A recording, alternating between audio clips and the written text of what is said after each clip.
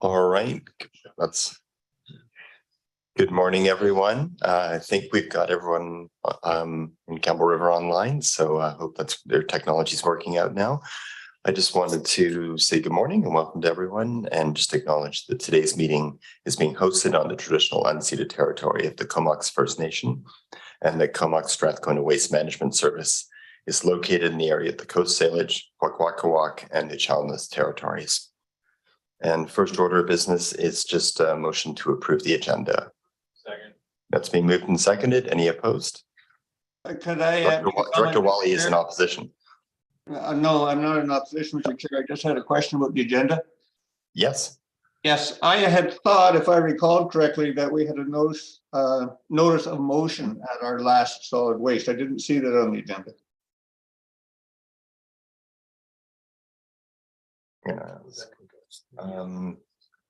Can you remind us of the motion, staff?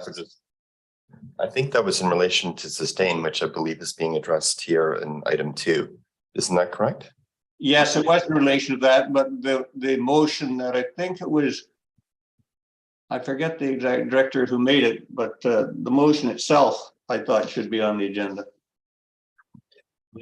I'll defer to staff, James. If I can, to the director. So the CSWM operates with its procedure bylaw does not have language with respect to notices of motion per se, but what the practice is that where directors want to bring forward items, they can advise the board at a meeting, and then staff will work with that director to put something on their letterhead and then put it onto the agenda for the subsequent meeting. And so so there wouldn't be a notice of motion particularly on this agenda, but under that item number 2, I believe there's correspondence on that would relate to the topic you're mentioning, Director Wally. Thank you. All right, thanks for bringing that up, Director. I'm not. I was sorry. I was joking. I didn't think you were, because they're off. It's a good agenda. Okay, so next we'll go for adoption of minutes. Moved and seconded. Any opposed? Thanks very much. And so we're moving into reports. So first is the Comox Strathcona Waste Management Advisory Committee minutes for receipt. Second. Moved and seconded. Same to you guys. Any opposed? Great. All right. And the second item is the report on sustained technologies. See, we have Todd Baker from Morrison Hirschfield in the room, but I'll just pass it over to James to present the report. And thank you. Receipt moved and seconded. Perfect. Thanks, everyone. Good morning, directors, and thank you, Mr. Chair. Vivian Shaw, Senior Manager of CSWM Services, will provide an update or an introduction to this report, and I believe we'll introduce Todd Baker from there. So, Vivian, over to you.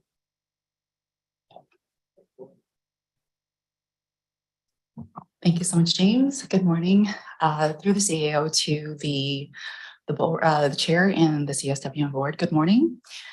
So at the last CSWM board meeting in April, the board did receive a correspondence from the SRD requesting a presentation from Sustain be permitted. So that correspondence can be found in Appendix A of the report. The report that's before you right now was originally actually planned to be presented at the last meeting based on the meeting that we had with Sustain from March 22nd. In light of the SRD letter, and also with the number of new directors that are on our board and new to this conversation, we updated that report to provide a bit more background information regarding the history and the progression of this waste energy, CSWM exploration and the evolution of the waste energy conversation over the past decade, as well as our current status with the Sustain monitoring contract. So just again, in the way of background, for the CSWM service, the exploration of waste energy or advanced technologies dates back to the development of the last solid waste management plan back in 2012. It was determined that at that time there was a need for a substantial capital investment as we transition CSWM through the closure of several landfills, as well as the development of a new engineered landfill at the Comox Valley Waste Management Center as you see it today. So in the past decade, we have invested substantial resources in exploring waste energy and advanced technologies as an alternative to landfilling residual waste. So starting with the AECOM report back in 2011, and then the Morrison-Hershfield report back in 2018. I won't go into too much detail here, as it will be covered in Todd's presentation. And there's a link to a previous report, which details all of the history and evolution of kind of where we are today, to get to where we are today. Again, just in the way of background, there is currently a Waste to Energy Select Committee called SWAT. This was established back in 2017, and they were tasked with assessing waste energy technologies for waste management. And the committee was accomplished a number of tasks over their tenure, including the issuance of a request for information to evaluate the different technology responses and shortlisting 3 technologies stemming from that RFI. And then Morrison-Hershfield developed cost models, analyzed diversion rates, and presented the business case to the board. And out of that process, Sustain was shortlisted as identified as the preferred technology. And subsequent to that, Morrison-Hershfield was also retained to develop a performance criteria and conduct a performance review of the Chester facility. So this is the facility that is that Sustain is piloting in Nova Scotia, and that agreement will see up to 1 year of monitoring once the plant is fully commissioned in full commercial operation after 3 months. This was originally anticipated to be commissioned back in March of 2019 at the time of decision making. And that 1 year time frame was really established to provide, to ensure that we have consistent, continuous operation of the facility so that we have an accurate measurement of costs, risks, and benefits to the municipality of Chester, as well as performance criteria, including material performance, environmental protection, quality, and the marketability of the end products. So based on the latest update from Sustain from March, we understand that they're continuing to face some challenges in processing the municipal solid waste.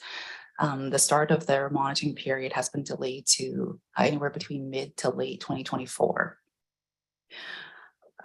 With the last standing out resolution from the SWAT committee to monitor Sustain for that 1 year period, and with the delay in that monitoring, the staff is recommending that we disband, that the SWAT committee be disbanded, and the final outcome be reported directly to the board. And then, sorry, I'm just going to turn it over to Todd now. He is Todd Baker. He is the global waste lead at Morrison-Hershfield. Todd is a waste management expert with almost 30 years of waste experience. And he's been working actually on the CSWM file for close to 15 years. So he has a really solid understanding of our service, no pun intended there. Which again makes him a really great resource for the board to better understand the waste energy conversation and also its applicability to the BC context. He has a really diverse background in landfill design, organics residual waste management, and long-term solid waste planning. His expertise also extends to financial modeling, technology evaluation, and developing solid waste management plans. One of his most notable, one of his many achievements is really including the detailing the final financial analysis for waste energy solutions. Specific to the waste energy conversation, Todd recently led a federal study for waste energy and its viability in Canada, and he will be getting into some of that in his presentation that you'll see today. Turn it over to you. Thank you. And thanks for inviting me to talk to you today. Let's get right into it. So I'm going to keep it pretty high level, and I'm going to go through some of the more technical slides pretty quickly. There's a fair amount of technical content, but I just kind of want to hit the highlights. So what you see on your screen is what I'm going to talk about today. I'm going to provide another introduction for myself. I'm going to put this whole discussion in the context of this region and also in terms of what the BC Ministry of Environment expects in terms of planning and developing new facilities. I'm going to touch on some of the results from the 2018 waste energy study that we did for you, which was an update of the 2011 study. I'm going to go over the Sustain facility in Chester again, and just provide a few details that Vivian didn't share in her update, but or probably in the reporting that you have. And then I'm going to touch on some of the results of the recent study we did for Environment Canada on waste energy technologies and their applicability for Canadian jurisdictions. And then I'm going to leave you with a slide of some key considerations for this region. So not hopefully to reiterate what Vivian said, but I've got almost 30 years of experience working mostly in Western Canada in the waste field, including in the Yukon. But I have had the opportunity to do some work across Canada and then internationally as well. I did a project in Saudi Arabia just before the pandemic, which was quite interesting to see how things are done over there. As Vivian said, I've got a long history of working for this region. I started working for this region in 2010 when the last major solid waste management plan update was done. And as a part of that project, there were several technical studies completed and then taken out to the public during the public consultation process. So waste energy was one of the key topics that was taken out to the public for discussion and input. A couple of other things that I've been involved in. I did a study on the remote communities disposal, so I had an opportunity to go look at all the waste management infrastructure in Tassis, Abelos, Campbell River, and completed a study on how best to manage waste from those communities. And then I was involved in the 2018 waste energy study update as well, which I'm going to touch on again today. So just to back things up a little bit in terms of what we're talking about technology wise, there are sort of two broad buckets of technologies. There's conventional waste energy systems, which are essentially mass combustion. The waste itself is the fuel. You burn it and then generate electricity. And then there are a whole range of other advanced technologies, the main ones being pyrolysis and gasification, which basically at high heat with limited oxygen, you're creating other byproducts that are then used to generate electricity, power, or heat. In the BC context, anaerobic digestion as a technology is not considered a waste to energy technology.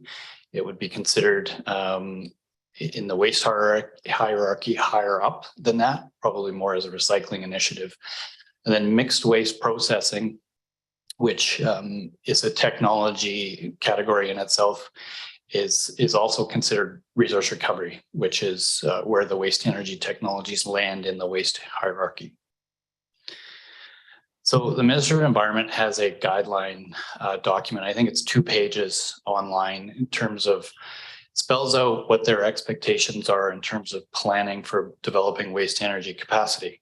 So one of the things that they require is that a region that's considering waste energy must establish a target of 350 kilograms per person per year as a disposal target. Just for context, I think the BC average right now is 500 kilograms per capita per year. So 350 is a pretty aggressive target. And they want to see you establish some solid actions to get to that point to be able to consider waste energy as a solution. Waste energy must be in your solid waste management plan. So if it's not, you've got to get it in there and approved by MOE. And then there are a number of other requirements that they lay out in that guidance document in terms of how to assess technologies, kind of what the steps are in terms of getting to the point where you might actually build something.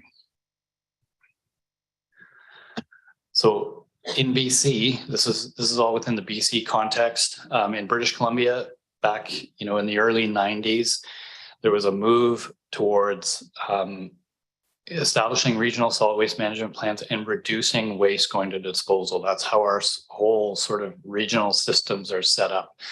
And by that, I mean, most of the emphasis, at least initially, is on the first R's and then moving down the waste hierarchy. So in order to achieve, strong or aggressive waste reduction targets, a lot of those steps need to be followed.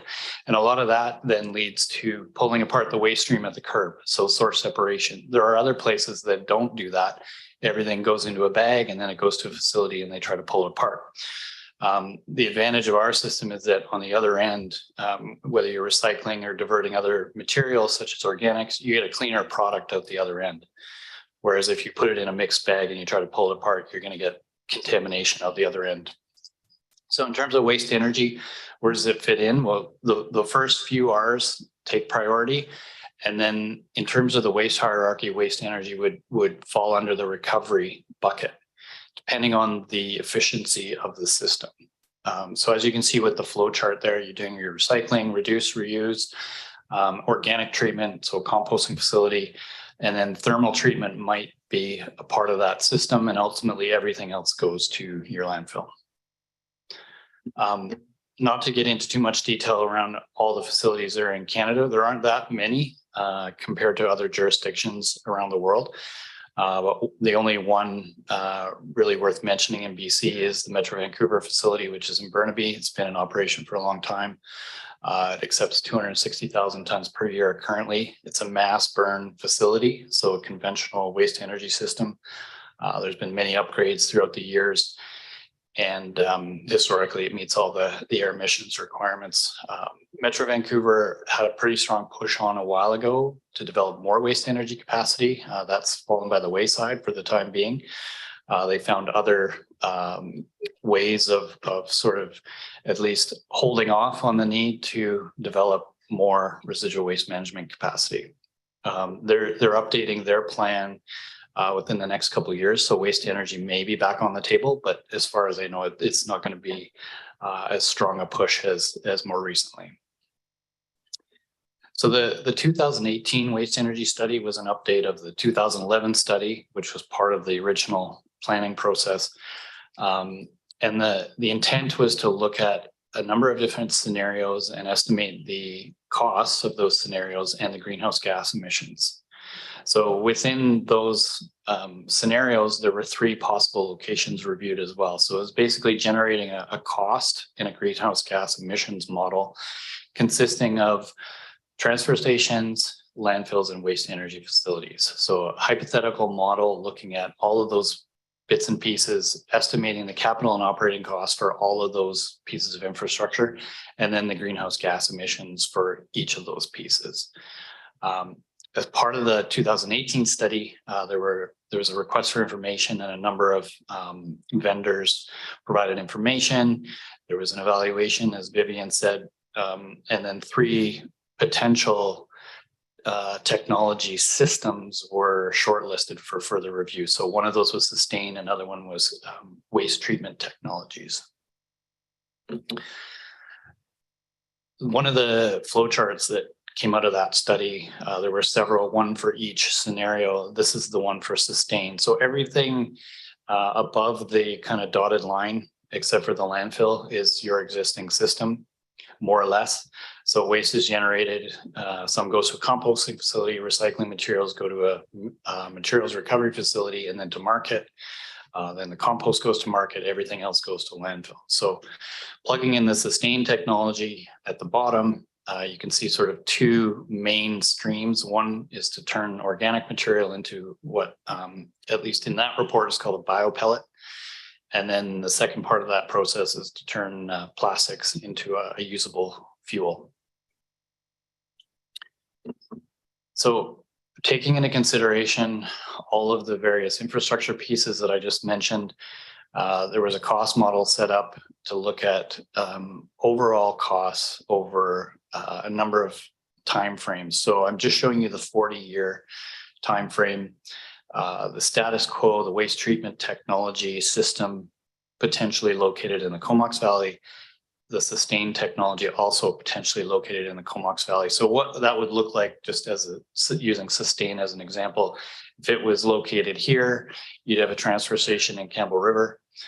Waste would be transferred down here, and this is all hypothetical. But that's how we set up the cost model. And so you'd have the cost of a transfer station in Campbell River, you'd have the cost of the waste energy facility in the Comox Valley, you have the cost of transport waste south, and then you'd have the cost of continued landfilling as well. So you can see the differences there, 75 versus 163 versus $107 per ton over 40 years. Sure, yeah. Waste treatment technologies. And I think the main technology piece there was an anaerobic digester. I'm just going off memory. So here we're looking at the 30, 40, and 50-year totals. These are totals, not per ton. So just focusing again on 40 years, status quo was estimated at $185 million. That's a total over 40 years. The waste treatment technologies scenario, 400 million, and then Sustain 263 million. So one of the things I want to point out with these costs is that embedded within all of them is a landfill cost. So there's sometimes a misconception that one of these technologies is going to do away with your landfill. That's not the case. You need landfill capacity for the residuals and any ash materials that come out of these technologies. So what happens is if you're looking at your whole system costs, the landfill costs go down, but there are fixed costs to operating a landfill. And then you plug in another technology and the costs go back up. So there's a compensation with the landfill costs lowering, but then more of a compensation the other way with the added technology. So, and I'll touch on this in the very last slide, but when you're adding in a technology to your system, the costs are unlikely to go down. And it's sometimes a bit of a misconception that the vendors come to you and they say, well, they know what your tipping fee is. Let's say it's $130 a ton, and they'll say, well, we can do it more cheaply than that or more cost effectively than that. So what happens though is you're adding in that cost to your system. You're not replacing any costs. It's not, you don't plug that in and take your landfill away. That's not how it's going to work. So looking at greenhouse gas emissions over that 40-year period, I'll just maybe direct your eyeballs to the far right numbers. So the status quo, meaning primarily landfilling and transfer stations, has a net positive CO2 equivalent of around 900,000 tons. And I believe these are totals. And then moving down the rows, you see that there's net negatives for the waste energy technology. So that it's basically you're taking material, you're pulling it away from your landfill that's generating greenhouse gas emissions. You're sending it to another facility, and those facilities through the technology processes are able to offset. They're either the total emissions are lower, or they're able to apply offsets through things like recycling, or for creating fuels that then you can produce energy from. Onto the Chester facility. So it's in Sustain facility in Chester, Nova Scotia. So it's a one-of-a-kind facility in Canada. It was designed for 70,000 tons per year. We got involved in 2018. The goal was to review 1 year of operational data once the plant was fully commissioned. And it has yet to be fully commissioned. So we had planned to start looking at all the data in 2020. In 2021, Sustain said it would be commissioned in 2021. And currently, we just talked to them not that long ago. They anticipate full operation in 2024. So as part of that update, that phone call that we had with them, and there are other details, I think, in your agenda packages, the municipality is now landfilling some MSW. To be honest, I don't know how much of the MSW in that region was to go to Sustain, but the plan was not to landfill what is now being landfilled. The two main sort of processes, the thermal hydrolysis, which they call the cooker, and then the plastics pyrolysis systems are not operating exactly according to how they planned. The thermal hydrolysis process, for example, is going to be upgraded. My understanding is they can't get the temperatures they need to manage the type of feedstock that they have there. And they're going to be replacing that system within the next year or so at a price tag of $10 million. The plastics pyrolysis is not able to work as intended either. Both processes are working. It's a matter of our sort of assessment of talking to them since they got going is that they're really trying to find a way to make it all work together and tweaking different things. Unfortunately, tweaking of the thermal hydrolysis system has not gotten them to the point where it's operating as intended. So we recently completed a study for Environment and Climate Change Canada. It's a report that's ready. I don't know what their intention is in terms of releasing it or having it available, but it's going to be I think an excellent resource for municipal and regional governments. It answers a lot of questions around the technologies, the place for these technologies within the Canadian context. So the bullets there really kind of just highlight everything we did under that report.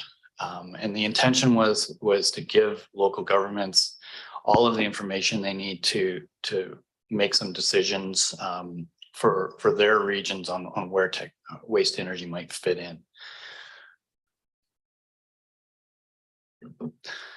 So it's a very comprehensive report. I'm just pulling out some bits and pieces. So I've got one slide on opportunities and I've got one slide on barriers.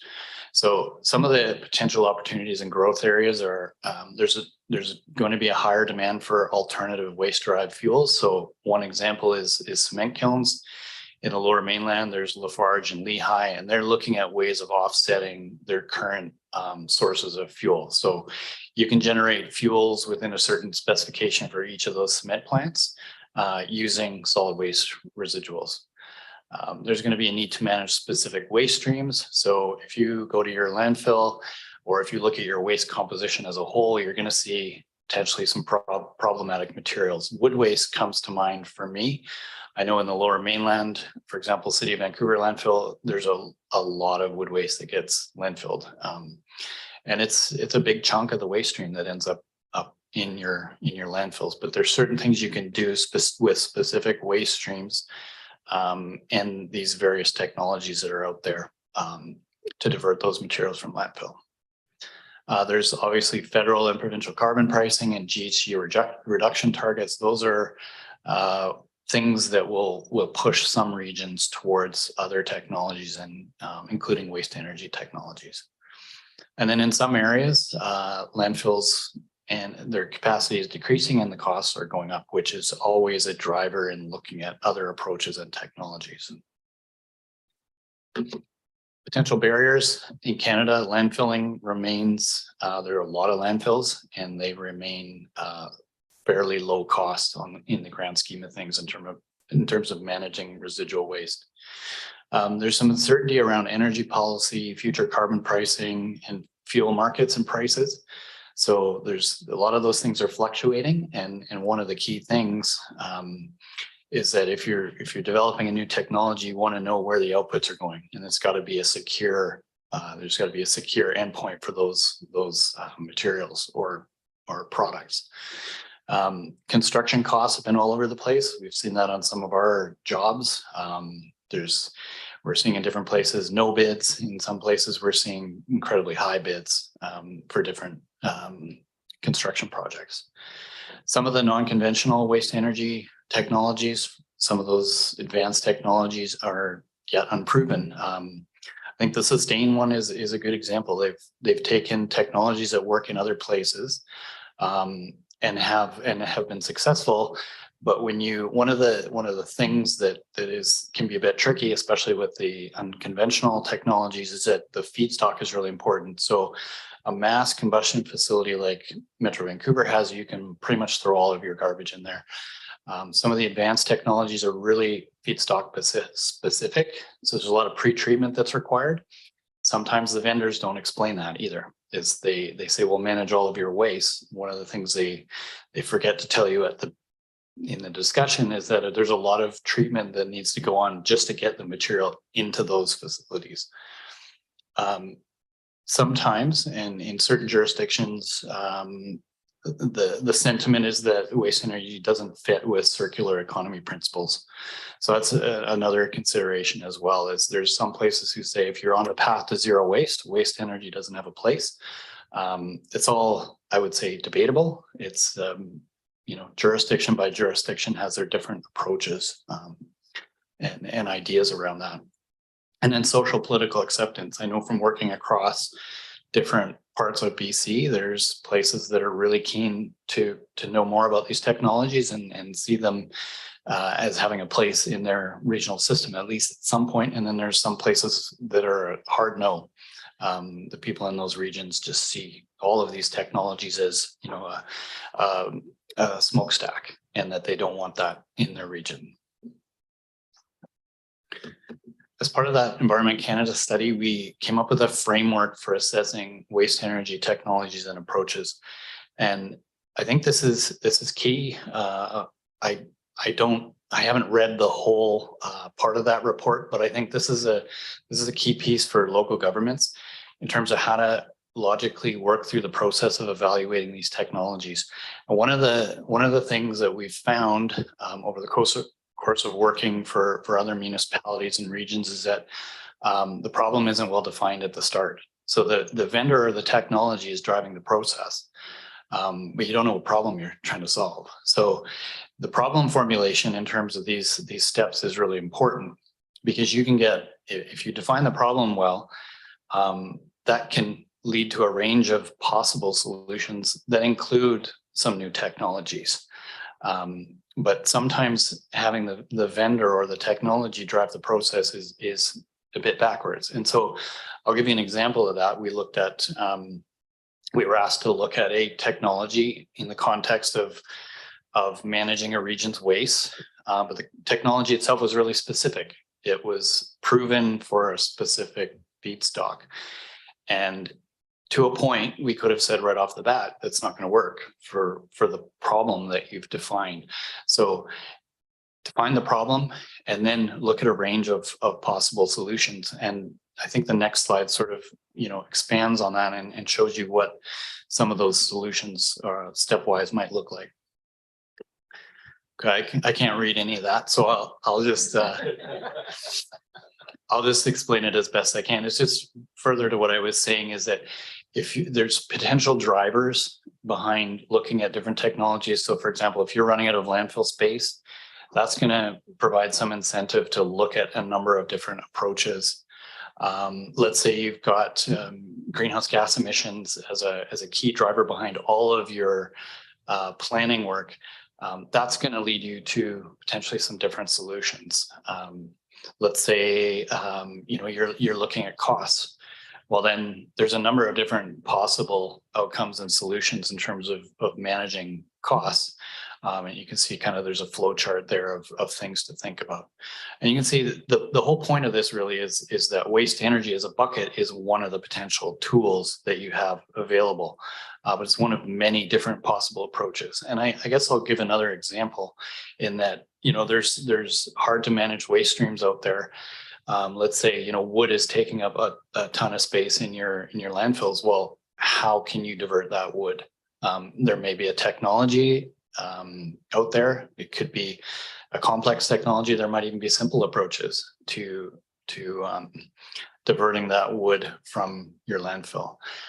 Mixed waste processing is something, there's a box in there somewhere. I think I can see it, but it's one of those technologies that hasn't been used a lot in BC, but it's got the potential. There are regions that are looking at that quite closely as well. And that wouldn't fall under the bucket of waste energy. It would fall under the bucket of resource recovery. So that, for example, in Metro Vancouver, there's a lot of recycling is still tough from a lot of the multifamily sector. So there's a lot of waste coming out of the multifamily sector that still has a lot of recyclables in it. So with enough material, you could have a mixed waste processing facility potentially that could take all of that mixed bag of material and pull it apart further. because the source separation isn't as good at say, as single family homes. So I'm going to leave you with this slide, and then I'll answer questions. But I think one of the key things is to define the problem. What problem are you trying to solve by looking at new technologies? Because that can really open up a range of different possible solutions that include a different technology. Consider waste reduction and diversion first. So for example, that wood example that I used, if you have a lot of wood going into your landfill, how can you divert that specifically? You know, look at individual materials and look at the where you might get the biggest bang for your buck in terms of trying to get those materials out of your landfill. Again, just which waste streams are problematic. When it comes to landfills, you know, there's this idea maybe that one day we can do away with landfills. Maybe and hopefully, but right now in the Canadian context, landfills are a trusted technology, and they keep your overall costs low. That's just the reality. So if you have a landfill, you're lucky. You know, there are regions that don't have a landfill, and they're trucking their waste to Washington State. So that comes typically at a higher cost. Cowichan Valley Regional District has to get their waste over to the mainland. We looked at that cost back in 2010 as part of another study that was in the planning process. And if you're into waste export, you know, there's a lot of challenges around that. You're not in control. You're not managing your own waste, and you're at the whim of whatever the market is in terms of tipping fees out there. On the upside, those US landfills are cheap. So there's still a place to take waste that's relatively inexpensive. You just have to factor in the transport. And so waste energy technologies, as I mentioned earlier, do not eliminate the need for landfills. You still need a landfill for times when the facility is not running, for any of the residuals that come out of that facility. Risks. So, you know, one of the questions is technology proven? Does it have a track record in the North American setting? And that's important. I think if it doesn't, you may be looking at being the guinea pig for something if you want to take that on. And maybe that's where any region wants to go. Maybe they want to, you know, looking at new technologies is where they want to be. And then costs, obviously. I think, just to reiterate what I said earlier, if you're adding something new, especially something that's, you know, really capital intensive, you're adding to your overall system costs. You're unlikely reducing them. And I say that again because I think the vendors sometimes mislead people into thinking that your costs are going to go down. And I think it's an important consideration, because depending on the technology you're looking at, costs could go up significantly. And I think that's my final slide. Happy to take questions. Great. Thanks, Todd. I appreciate it. That was a really comprehensive overview. It gives us a lot to get started with. And leave the first light on was alternate Director Wells, and then we'll go to Director Wally online after that. Thank you very much, Chair. And it's like a walk down history lane. I was part of the Waste Standard as a subcommittee, and again, you know, not just propelled by Sustain, but primarily, I would say, at that point, they were about a year away from a plant being operational. It's good to hear that they're still a year away from an operational plant. I would say, you know, there was a lot of excitement about visiting Chester. I was one of many folks from this board that visited Chester. But again, it was supposed to be fully functional prior to us arriving. We got there and they said, don't worry, it'll be running within a year. And sounds familiar. And, you know, at the same time, we were meeting with Minister Hyman and also the Green Party leader, Andrew Weaver. When I was chair of this board and co-chair, we met with them several times, and this technology just didn't seem to be supported there. So, I mean, they've got their rules, but it just didn't seem to be something that really made sense.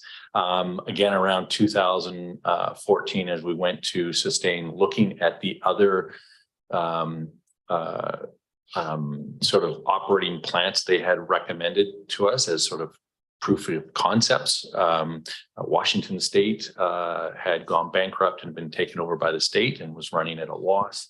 Other plants had the same fate. So, I mean, it's unfortunately, I really look and the concept in my mind is talking to a salesperson versus a technician. You know, the salespeople have some really good, positive, optimistic kind of outcomes, but the reality just doesn't seem to be there. And at the end of all of that, regardless, the conversations in Cumberland, because that's where those smokestacks would be, was a hard no. And so, I mean, I can't help but like fully support the idea of sort of disbanding any more real effort put into this. Waiting for some reports from Sustain. I have no issues or any other reports, and it sounds like that's already being done. But to put any extra energy into this, I think is misspent. Thanks, Director Wells. And next we'll take Director Wally. Thank you, Mr. Chair. I guess my first question was in your cost comparisons between alternate technology and our current system, were you including the capital cost of building the facility?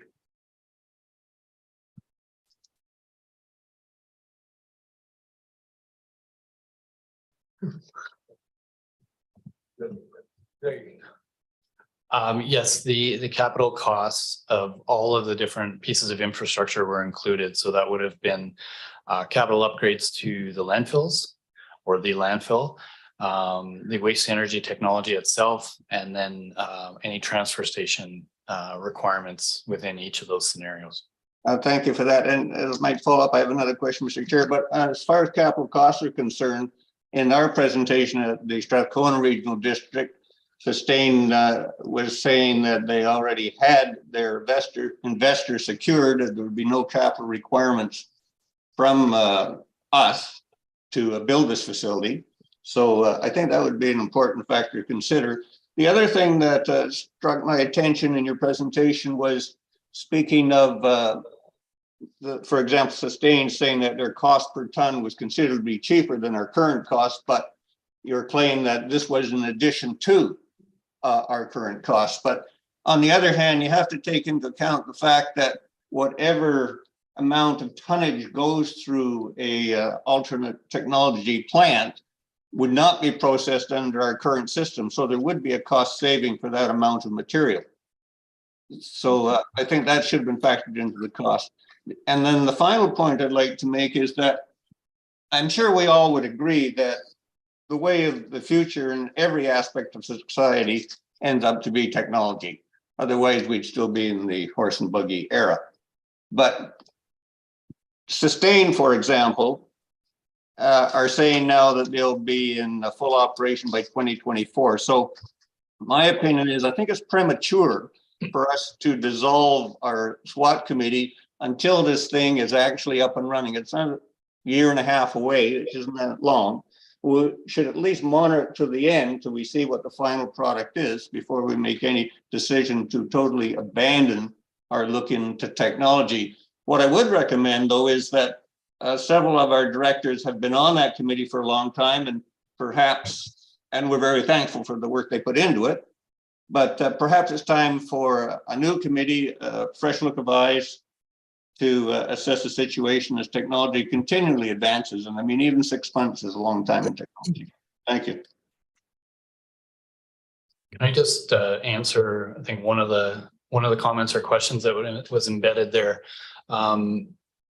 So there's two ways of looking at the costs and the financing. So whether you're as an organization paying for the capital or whether that's borne by the technology and the investor. Let's say that they're fronting the capital and they're going to take care of that. What they will do then, and this is factored into the model as well, is they will charge you a tipping fee. So let's say it's 40, just hypothetically $40 or $50 a ton. You're sending your waste there, so you may be saving some money as compared to what you're currently doing, but you still have your landfill to operate. So you are essentially still adding costs. You're not going to lower your costs by sending some of that residual waste to the facility. And I don't know what tipping fee they would charge, but you still have your landfill costs. So you're diverting that material from your landfill, but you still have to pay for and manage your landfill. I understand that, but if I might add, Mr. Chair, that the landfill is going to last an awful lot longer if you put less material in it. So there's a reduced cost over time in that as well. Okay, thanks, Director Wally. And I think our acting CAO wanted to just make a comment there. Thanks. Just in response to the ongoing monitoring, the recommendation in the staff report does include following through on the board's previous commitment around monitoring for 1 year following successful commissioning. Vivian, if you want to add to that at all, covered off again. Thanks. All right, thanks very much, CAO. And I'll pass it on to Director McCullough. Thanks, Chair. Yeah, thanks for the presentation. The work that was done on this predates my time on the board, so I found the overview to be very helpful. I did have a couple questions about the slide that kind of laid out the status quo and the waste, the WTT waste technology. I can't remember what the acronym was for.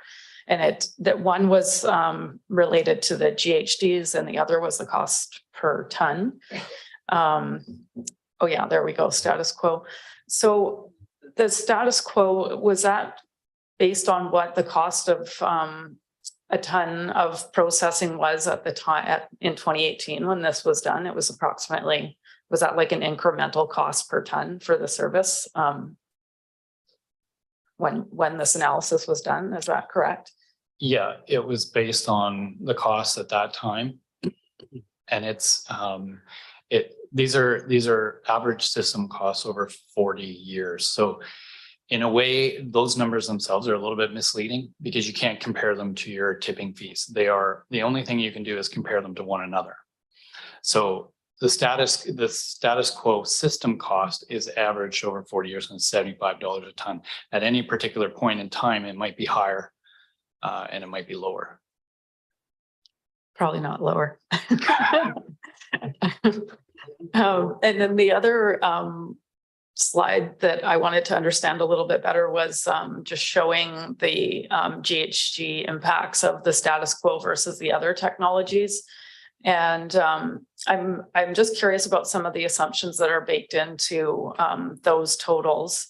Does status quo assume this was prior to us, the service having any organics diversion? So that would be the service with no diversion for that. I think this was over 40 years. Is that correct? And then also, is there any like landfill gas capture? Is that like no mitigation measures or meeting the current standards? What would that look like? So that's a really good question. I think the organics are included in the landfill. I think it was based on the waste composition at the time. So the organics would definitely have an impact. The status quo numbers should go down because you're taking the organics out, which typically, well, they generate methane in the landfill and then do contribute to GHGs, and you're composting them, which in theory is neutral. So the other part of your question is, yeah, it assumes landfill gas capture, but at a certain efficiency, and then there's some that escapes because you don't have complete capture of 100% of the gas. So that's over 40 years. You're still capturing a lot of gas, but there's no landfill gas system that will capture 100% of it. Yeah, understood. And then could you just explain what the 1A, what that technology would be like, what we're actually comparing? Because I understand a little, is that like, what is the difference between 1A on that slide and 3? Oh, sustained specifically versus like what? What I is- think the A stands for the location. So these were, there's way too many numbers in the results of these to show them all. So 1A, I think is A means Comox Valley. Probably 1B is Campbell River in terms of where the facility would be located. So that changes the cost model, because if you've got it in Campbell River, you're transferring more waste north than you would the opposite direction. Oh, okay, but one of them was significantly lower in GHGs as well. Was that due to transportation, or is that a different technology that we're talking about? Is a different technology. So the transportation numbers wouldn't affect the 1A and 3A all that much. It would have been one of the other pieces. And I think waste treatment technologies was an anaerobic digester and the creation of a refuse derived fuel from the remaining part of the waste stream, if I recall correctly. So the different bits and pieces of all these technologies have the ability to lower your GHG emissions quite a bit, depending on what piece you're talking about. So there's some component of that technology, and I can't remember what it is, that significantly reduces the emissions within both of those. I think it's actually, it might even be the recycling component within that specific technology. They're able to pull out a lot of the recyclables that are still in there. Thanks, that's really helpful. Great, thank you. And next, we're going to go online to Director Carr.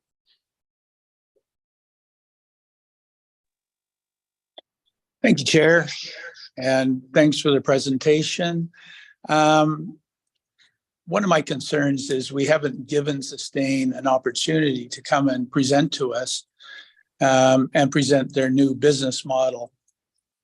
They came to our SRD meeting, I think a month ago, and made a good presentation and had a lot of answers that would actually inform this discussion. The numbers I think that have been presented here really reflect the traditional numbers, but I think there's some new numbers and a new business plan that the board should actually see. I disagree with the recommendation. I think it's premature to disband the committee. And I just want to make a statement that certainly new technology doesn't eliminate the need for landfills, our current landfill or future landfills, but it would certainly extend the life. And I think that's definitely has a value. Thank you. Great, thanks, Director Carr. And next, I'll hand over to alternate Director Monroe. Thank you, Chair, and thank you for the presentation. I'm also new to this table, so was really appreciative of the learning I got from it. The thing that I'm focused on is that we've talked about costs, and I understand that, but this investment must be predicated on benefits as well. And I haven't really noticed anywhere where we've done that cost benefit analysis. And, you know, for example, in hard dollars, what's the value of the fuel streams that come out of this technology, and how has that been incorporated into this? And then secondly, to move to alternate currencies such as carbon as related to greenhouse gases, how do we factor that in? I recognize that they're not a real currency right now, but we're certainly moving in that direction where they will become a real currency. And if we start to look at that as a benefit where we reduce the cost of carbon, then perhaps the WTT technology actually makes more sense. But I haven't seen that analysis that says, how do we get there? And then how do we translate that into impact to taxpayer as well? So within the cost model, some of those benefits are factored in. So there's still an ultimate net cost, but some of those factors like electricity generation, for example, would have been factored in. One of the challenges in BC is that hydroelectricity is relatively low cost. And if you're looking at other approaches as compared to, say, you know, the predominance of coal in Saskatchewan and Alberta, your offsets are not as significant. So there's some things that make it, less, they're less of a driver than they would be in other places. But there are some other benefits that would not have been factored in. One of the things I think is important to consider is ultimately what are the markets for the different materials, and that can be a tricky one. So you've got to have a place. You have to have an end use for a lot of the products that are created with these technologies.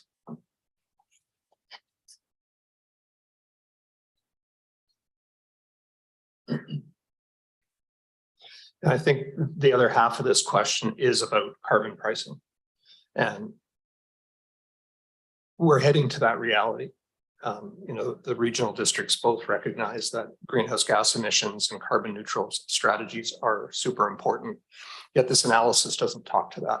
And it would be very good to see some form of analysis that said, what does this mean in terms of that overall cost, including alternate currencies, not just these hard currencies of electricity generation and fuel capture, all those kinds of things. But I would really like to see this from a greenhouse gas model and carbon pricing perspective as well, so that we can make informed sort of longer term decisions out of it as well. Okay, thanks, Director Monroe. And I'll now pass it over to Director Mawhinney. Thank you, Chair. And thank you for the presentation.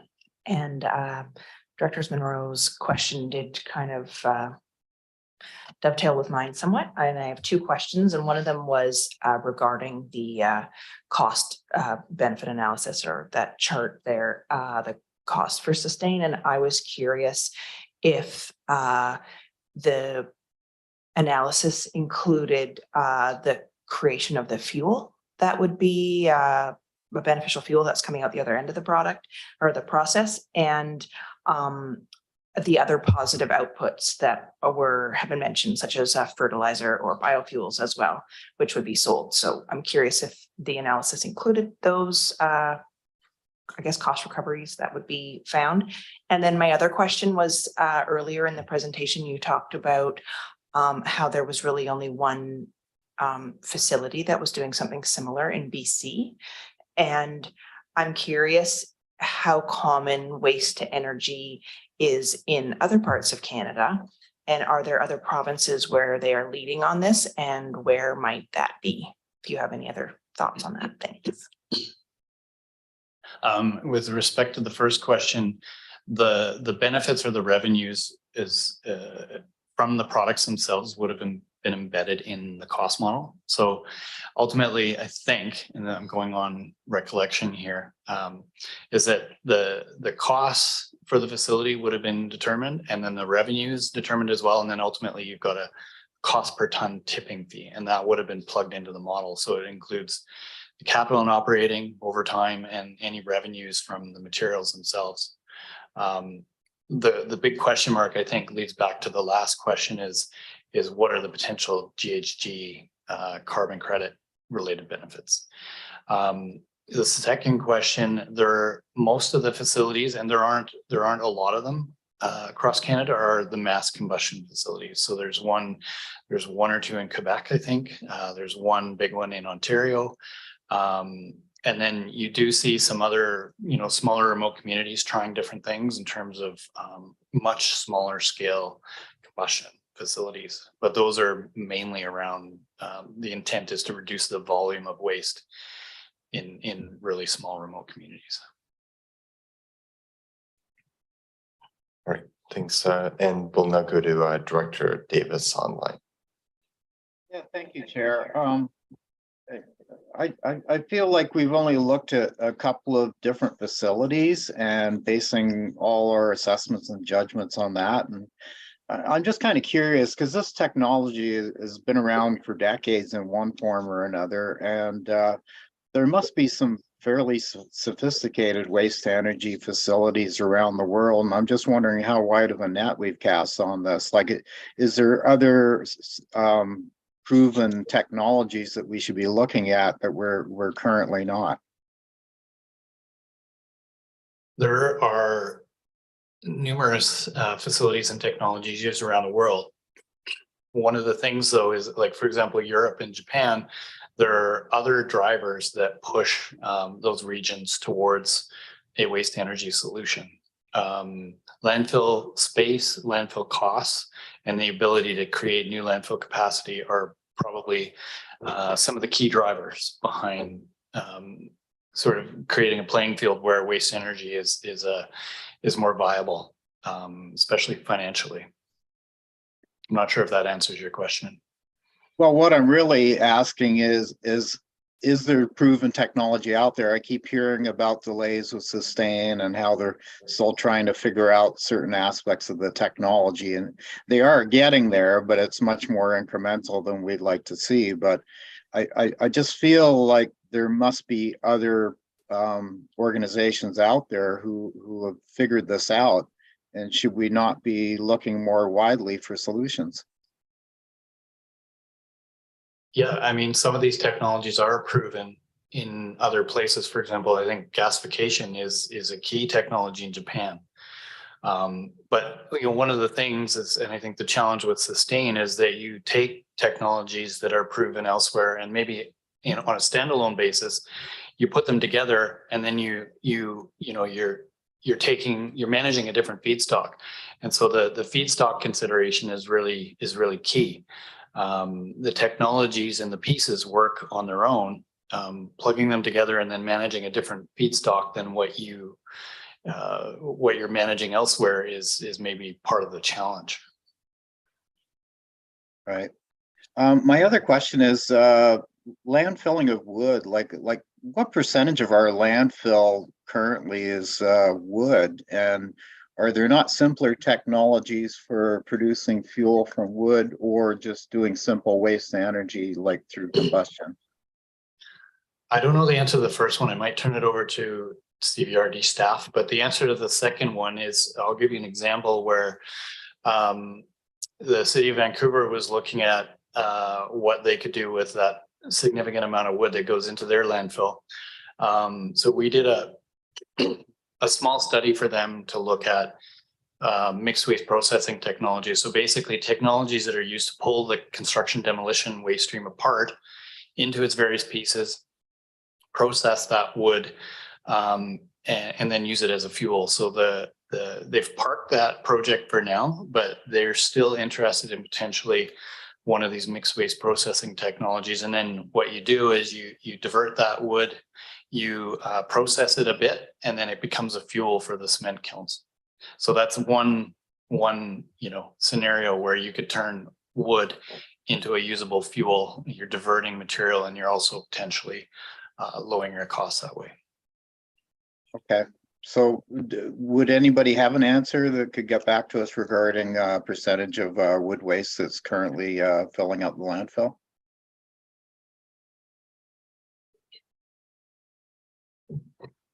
Yes, we don't have an exact number specifically to the wood waste stream that Todd is referring to. It's currently captured under our non-divertible materials, which accounts for roughly about 50% of the waste stream.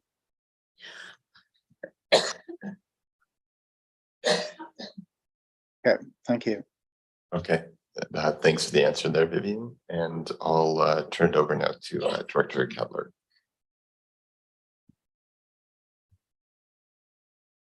Thank you. So I was kind of thinking about, you sort of laid out an assessment framework, and that started with, framing the problem. I think the problem for every jurisdiction is you produce waste, and you would rather not produce that waste. So we would like zero waste. And I was wondering if we put more money into the diversion part, because really it's a product. Everything that goes into our waste that are our products and products that could be used for something else. So if we invested more in the diversion and started really pulling apart and separating these different products, on a bigger scale, if all municipalities were doing that, we could be sending these waste streams to somewhere, not necessarily centralized, but centralized for each product. And I think there's an interest from Cumberland to start to build on that industry, to figure out further recycling that we could do for different types of products. Wood that you mentioned, there's the products that are a result of some waste energy treatment that you mentioned go into cement.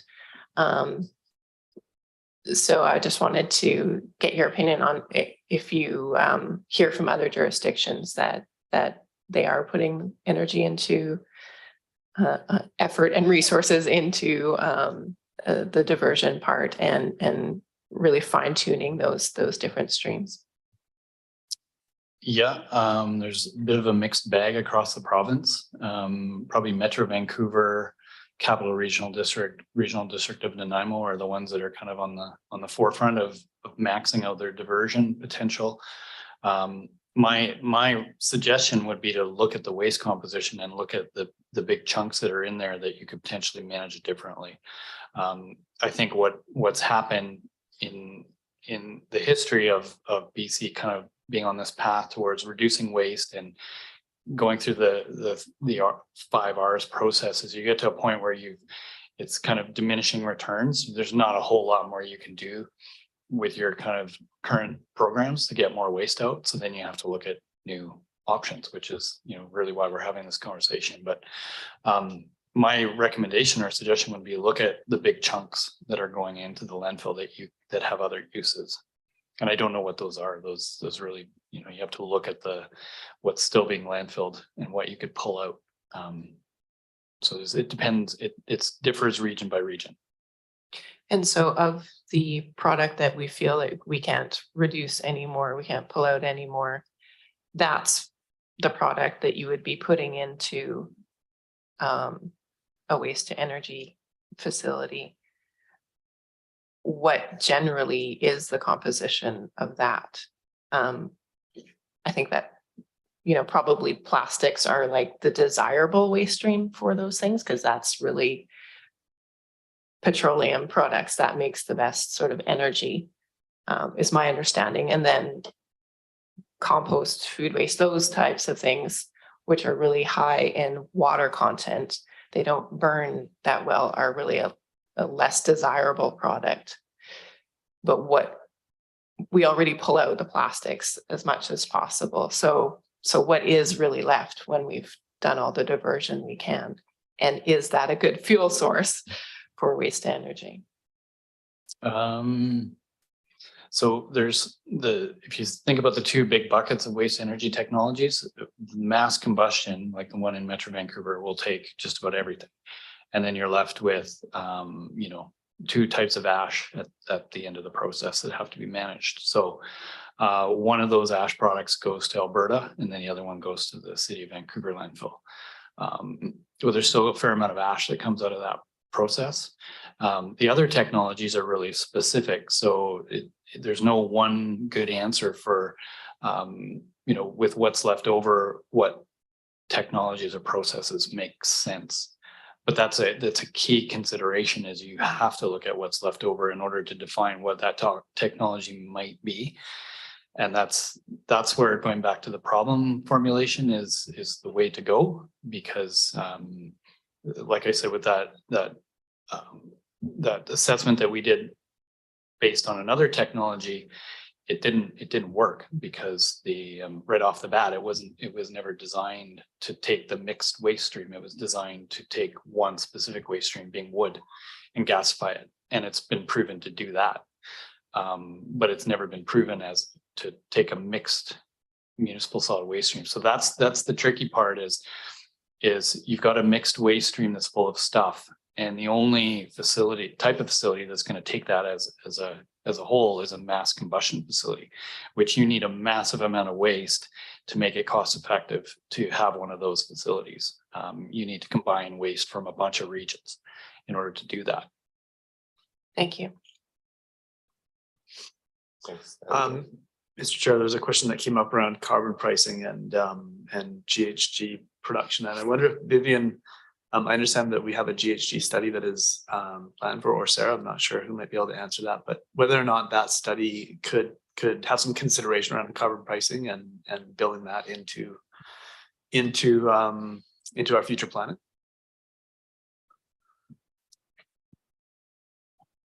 Yeah, the scope for that study hadn't included considering the review of alternative technologies to landfills.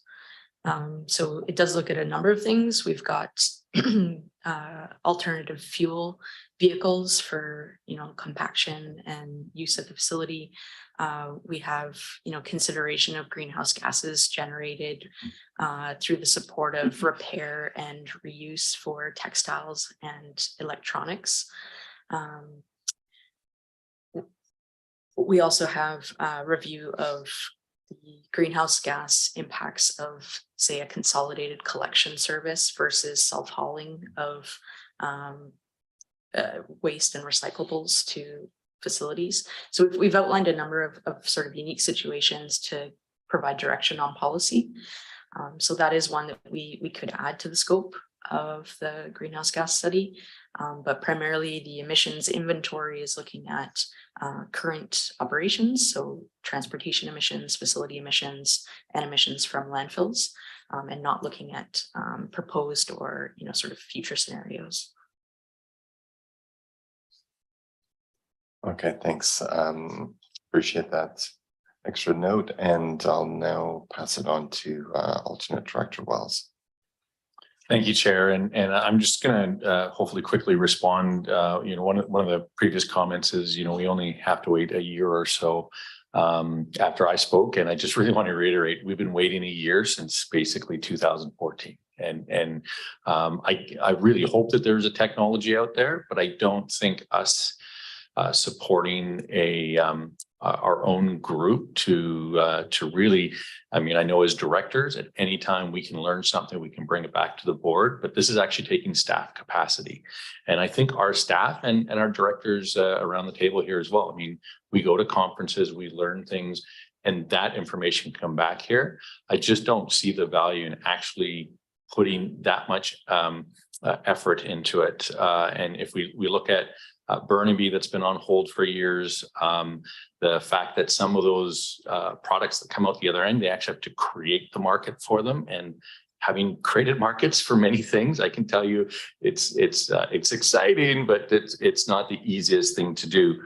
And so, yeah, at the end of the day, I think we've sustained this conversation for 8 years. But at this point, I'd say it's a waste of energy. Couple of puns in there. Thanks, Director Wells. And I'll pass it on to Director Hillian. Thanks, Chair. Do we have any information about how Sustain is actually continuing to operate, given that their plant doesn't seem to be working as intended?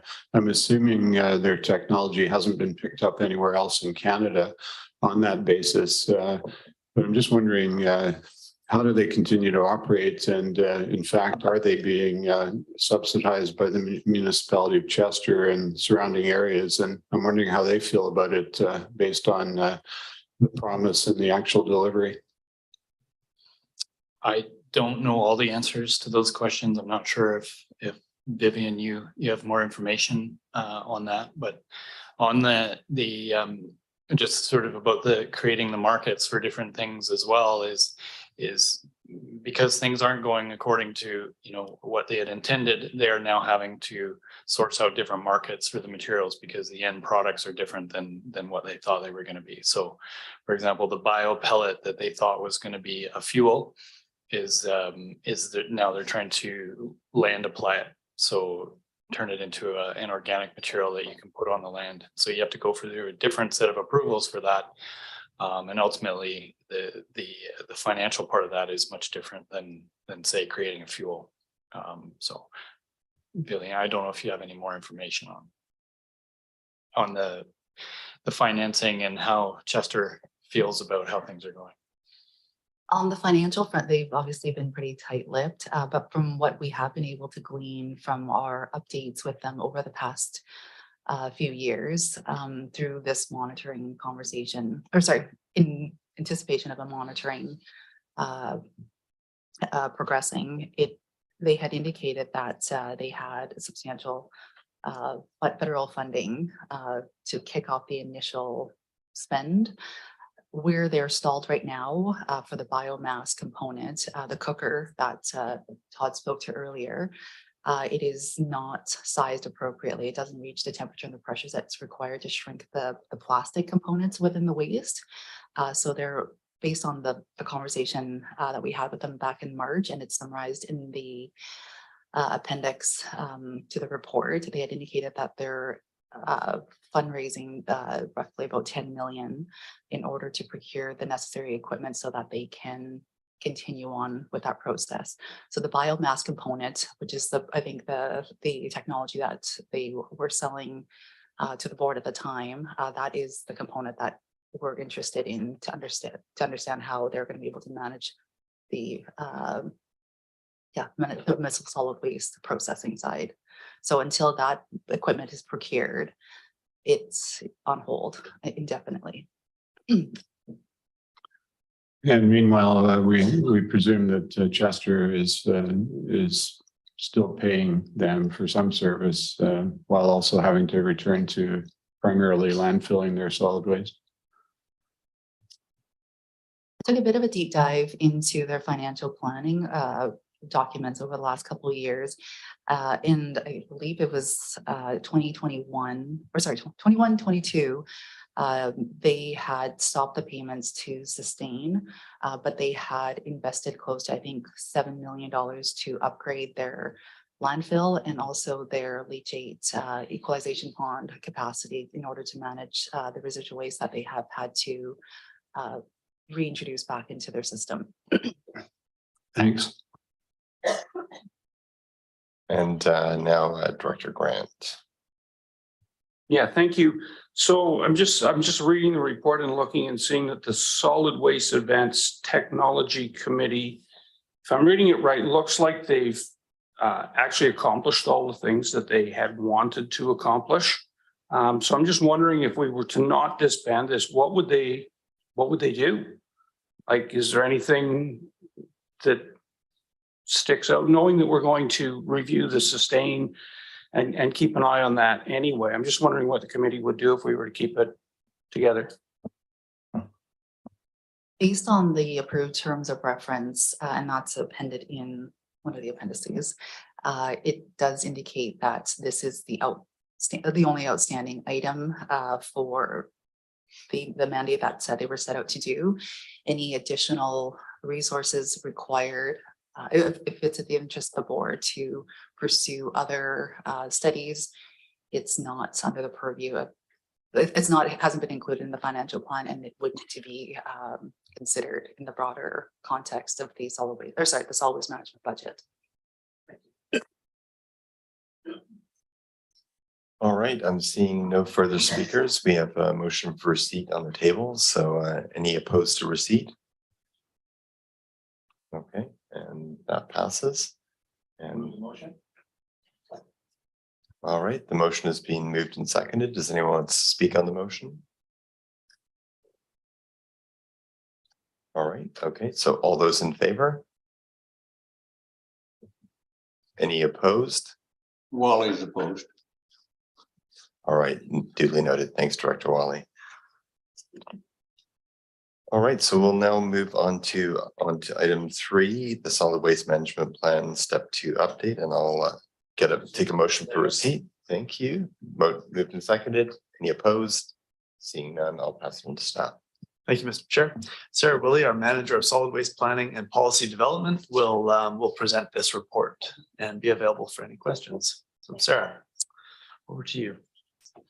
Thank you through the CAO to the chair. We'll just wait a moment while the presentation is pulled up. I appreciate some folks might need a quick break too.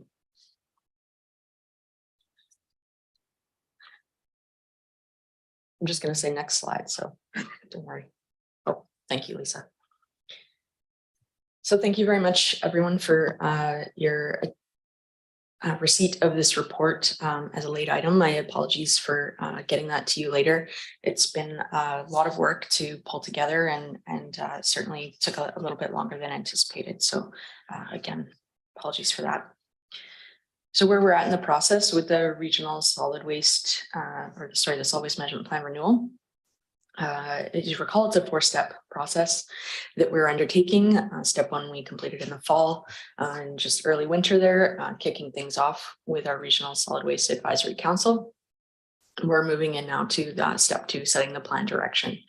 So we worked with the group on the existing system study that was appended to the report, as well as the guiding principles and goals that are also appended.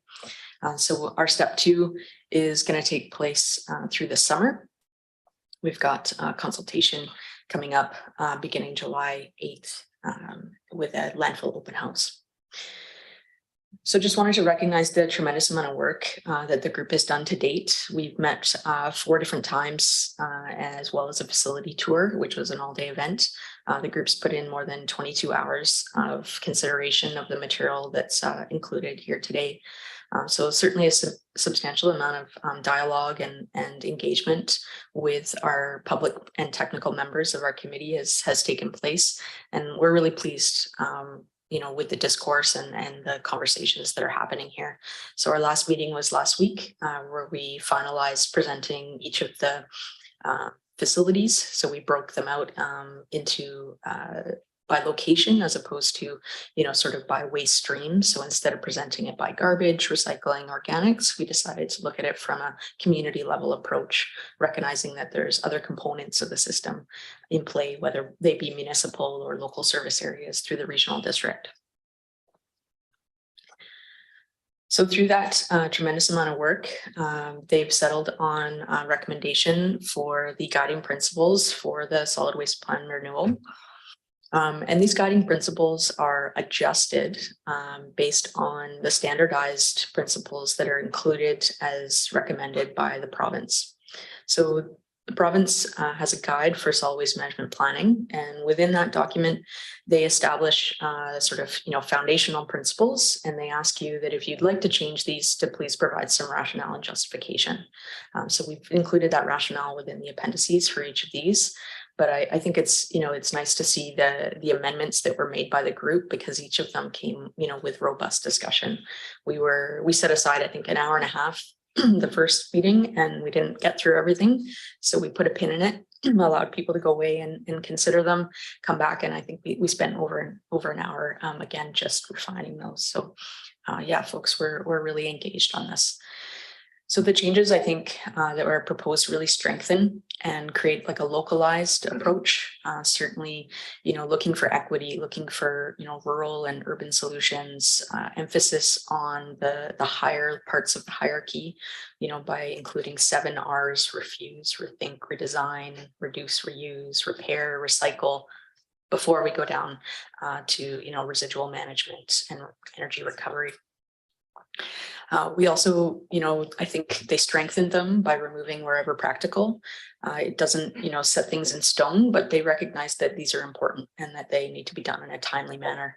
And I think that that's positive as well. As well, we set 6 goals for the solid waste management plan. And those are, similar in tone and tenor to the guiding principles, but they don't start with any template language. So they're really a little bit more leeway in terms of what they choose to include here. In our process, what we started with was we looked back at our goals from our 2012 plan. We also brought in goals from neighboring jurisdictions that have updated their plans recently to reflect the current zeitgeist in the communities, and certainly from those leading the way, as mentioned earlier, Cowichan Valley Regional District without a landfill has had to really emphasize their waste reduction initiatives. Nanaimo Regional District has always been a leader and chooses a slightly different path. So those are 2 jurisdictions, as well as some from the interior as well that we considered. So they've come together with 6 goals there. I think that align well with the conversations that we have here around greenhouse gases, around financial sustainability and equality in terms of service delivery. There's an emphasis on education as well, looking to make sure that folks can make informed decisions and that we can empower people to participate effectively, but not without a potential hammer, enforcement powers when necessary. So recognizing that education first, enforcement second. That was a long conversation that we had around the table. The existing system summary itself really is quite a substantial piece of work. And I think it's been really positive to be able to look through the system from this lens and, really see how each of the services have been funded over the years. And some of those decisions were made a long time ago, back in the 70s. And some of those decisions have just been carried forward. So we just really wanted to be able to bring that to the surface and be able to show residents as we go into the communities. There's always a lot of confusion from folks about, what do I pay my municipal taxes for? Why am I paying CSWM if I already paid to have my garbage picked up? And so that's definitely going to be a big part of our conversation. And we included that in our study, municipal collection costs, local service area collection costs, just so that folks can understand the different services that are delivered by each of the partners within the system. And then to consider that 391, is providing support for each of these communities in an equitable way moving forward. That can be part of the options analysis and, part of the outcomes. As well, there's been quite a bit of change in the service from 12 years ago when this was looked at back in 2010, 2011. We've consolidated our regional landfill now. We've got our organics operational, and that's new, and we're going to be seeing more information rolling out about that as time goes on. So that's something we could update, maybe next year in the existing report if needed. But yeah, as we go to each of these communities, I think this empowers us to have the information to talk to people in a meaningful way and make sure that they understand what services and what benefits the CSWM is providing to them now, and be able to talk to them about changes or things that they might want to see as improvements.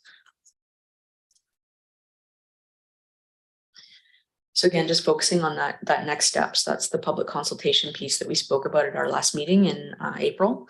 So kicking off on July 8th, we're going to be hosting landfill tours and an open house at the Comox Valley Waste Management Center. So we hold landfill tours now with school groups, but we traditionally haven't really opened it up to the public, the general public. So we want to be able to build a sense of pride and community in the facility that we're operating there, and for people to understand the benefit, as well as the best practice engineering and management of that facility. So that'll be on a Saturday morning.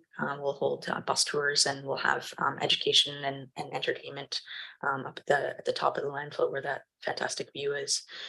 So we're looking forward to that kicking it off. There'll be some social media and news releases associated with that will launch the phase 2 event. And then we'll be in each of the communities, as we mentioned last meeting. So the main pieces that we'll be bringing to residents at this time through the next 5 months will be those guiding principles and goals, getting their feedback and ensuring that they support those. We'll also be pulling out the existing systems information that's relevant to each of those communities and bringing that information to them and engaging with them on that. And then hearing from them on, things they may want to see changing in the future. We're going to finish our engagement in Campbell River, and we're going to hold an in-person open house in Campbell River. And then we'll also be offering a virtual event that we can advertise throughout, so that we give everyone at least 2 opportunities to participate. So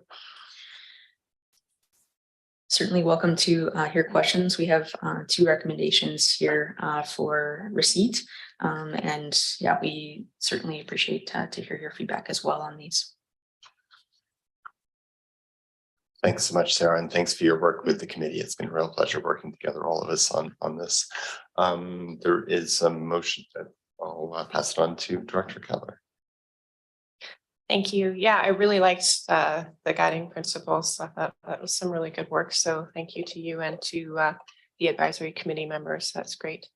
I was just thinking about July 8th. And having school groups and stuff come, I drove by the landfill recently, and there was a lot more plastic litter than I usually see. So I guess two things. I think that there's an agreement with Cumberland to clean up the leaf litter, or not leaf litter, plastic litter on the road. But then there's also the berm that's facing Bevan Road. A lot of that is on the inside of the fence, a lot of the litter. So I'm just wondering if we can have some cleanup on the inside of the fence, and then what is the agreement, and how should I follow up with Cumberland to get the other side of the road cleaned up as well? That is part of our operational mandate, as part of our host community agreement and our general housekeeping. So we do try to certainly manage it as we're coming out of the hole. We've experienced some pretty heavy winds in the last little while, and it has wreaked a bit of havoc. Luckily, with that fence, it's caught a lot of it, but we do manage and maintain that roadway. So we will have that obviously taken care of. Well, not just for the tour, but as part of our regular operation. So it is noted. We are working on it. Great. And then from the Cumberland side, should I be telling somebody? Oh, yes, we can certainly follow up with staff as well. Okay, great. Thank you. Thanks. And Director McCollum. Thanks. I must have staff sitting on my microphone today. It seems to go red for me right away. Yeah, also wanted to appreciate just how well the guiding principles were laid out. And I think it was very helpful to have the context of the revisions and how those, what the starting point is, and then where the advisory committee wanted to land with it. And yeah, I think it's very reflective of the goals and values of the board as well. So that was great to see. And then just getting into the draft report, I found the tables of the waste audit from, I think it was 2017, to be really interesting. I don't think I've seen them before. And just seeing how much of that audit is theoretically divertible waste. I think it's a really, important piece for us to understand. But then going a little further, I think it's page 16. It's the audit that I think was done maybe at the landfill. And then there's a further drilling down where it looks at curbside material waste composition and then self-hauled loads.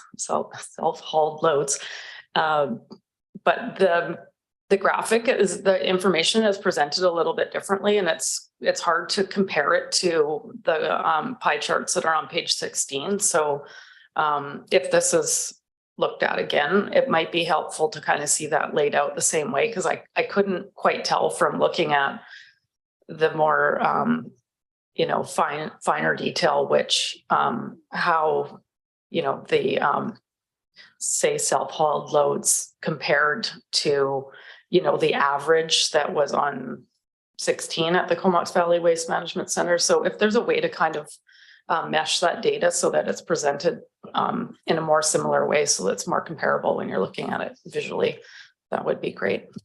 But very happy with the report, and thanks for the work.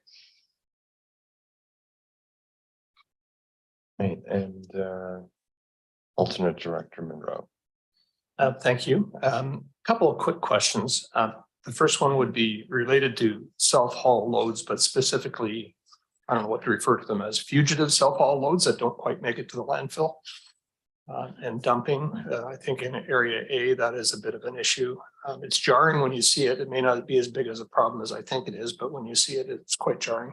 We just did a road cleanup in our neighborhood that brought us 7 tires, 2 toilets, various other things that were just, amazing to find along the side of a highway.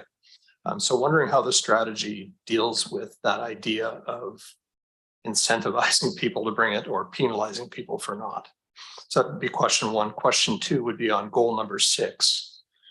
I maybe slicing hairs here a little bit, but the idea of being financially sustainable can be interpreted as specifically from the service perspective and from the regional perspective, as opposed to from the taxpayer perspective of the word affordable.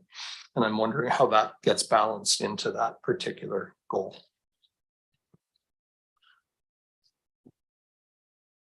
So I'll just address the second question, then we'll come back to illegal dumping if that's okay.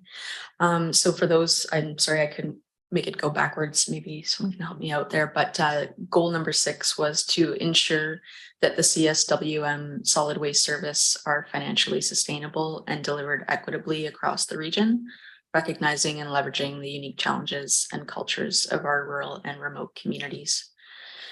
So the question, I believe, was around, whether the financial sustainability was focused more on the service financial sustainability versus the affordability to the residents and the taxpayers. Is that, yeah? I think those two are aligned in that, our service costs are directly borne by the residents, and so savings and financial responsibility that we take in our role here will be passed on to the residents. Hopefully that, maybe I missed the mark on that, but do let me know. It's just about seeing these as goals and guiding principles that will be sustained over the long period of time and taking it to the public. I'm just wondering how the public will read that. I'm more familiar with the liquid waste management side of things. And I know that as we've gone through our advisory committee that, decisions that are made by that committee can dramatically affect the tax load on individuals. And I'm wondering if we want to reflect explicitly that taxpayer view within these goals. Yeah, I'd put that to the board if there's those in support. Certainly language can be amended as recommended. I think the financial sustainability is meant to ensure that we continue to fund the service to cover the costs. And I think also certainly in the tenor of the conversation, it was around, ensuring that what we're asking from the service is financially viable to be borne by the residents. So recognizing that there's a lot we can ask for, but that everything comes with a cost. And so finding that balance and striking that balance, whether it is a cost of carbon, and I think that will be part of the conversation as we move forward through the process. Greenhouse gases were probably the item that we discussed that invoked the most conversation around the table. So we're certainly going to be preparing materials to support that conversation through our consultation as well, making sure that people can understand that there is a greenhouse gas impact to the work that we're doing as well. And potentially trying to make that linkage for folks. Thanks, Sarah. I just maybe will add one bit to there is the goals presented are goals for the solid waste management plan and would help guide the board in the implementation of that plan over time. And of course, the board has the annual opportunity and the responsibility to set the financial plan, which would also speak to financially sustainable services and user rates, tax rates, tipping fees, the whole raft. So these are goals, and then the board has that follow-up opportunity through the financial planning processes. And just responding to the fugitive waste question that you had earlier. Again, thank you for your the cleanup that you guys did within the community. One of the tactics that we do encourage is to clean up those illegal dumping sites, as sites like that do attract further illegal dumping. So it's through the efforts of the community that we are really getting ahead of these illegal dumping problems. Since the launch of our illegal dumping program back in 2017, We have, staff has responded to almost about, roughly about 400 illegal dump sites, and they have been cleaned, and the dumpsters, the offenders have been identified and pursued in circumstances where we've been able to identify through mail or whatever the case is. It's not always a slam dunk. We do have bylaw officers within the service to help pursue those, and we work with our municipal partners to manage those other jurisdictions as well. But it is it's gone down over the years, and we can provide those stats at a future report, or with a future report perhaps, but we can, yeah, it's been decreasing over the years, but we understand that there's always continuous room for continuous improvement through education and promotion within the community. So it is something that we will be looking at as part of the solid waste management plan as well. Okay, I don't see any questions online. We have a motion for receipt on the table. So any opposed to receipt? Okay, and that passes. And if someone wants to move to recommendation. Okay, that's been moved and seconded. I don't see any lights on to speak on that. So all those in favor? All right, great. And that passes. Oh, and sorry, any opposed?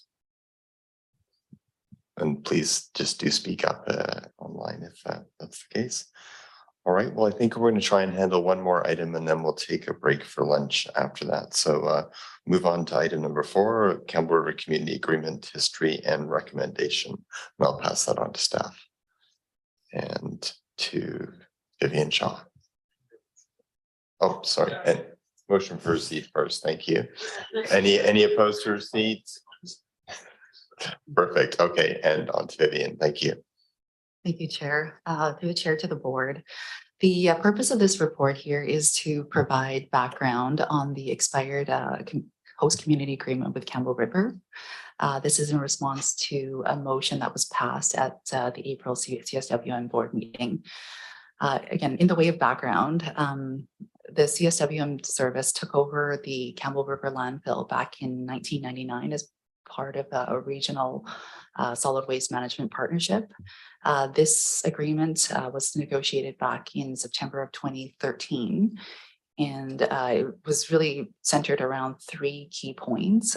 So the environmental impacts, the impacts to Argonaut Road as it relates to the waste liability and roadway concerns, and the future impacts to development in and around the vicinity of the landfill. This agreement has since expired upon the closure of the landfill back in May of last year. So the report provides the details on the improvements that have been made at the Campbell River landfill site since the execution of that host community agreement. And again, it's really centered around 3 key points. The first one being the environmental impacts. So at the time, the city had concerns about the potential negative impacts on groundwater, drinking water, and wildlife. So the CSWM at that time had commissioned a couple of reviews to address those issues specific to groundwater and bird impacts. The first technical report that the CSWM staff had commissioned was showed that the groundwater flowed in the direction away from MacIver Lake, which is the city's drinking water source.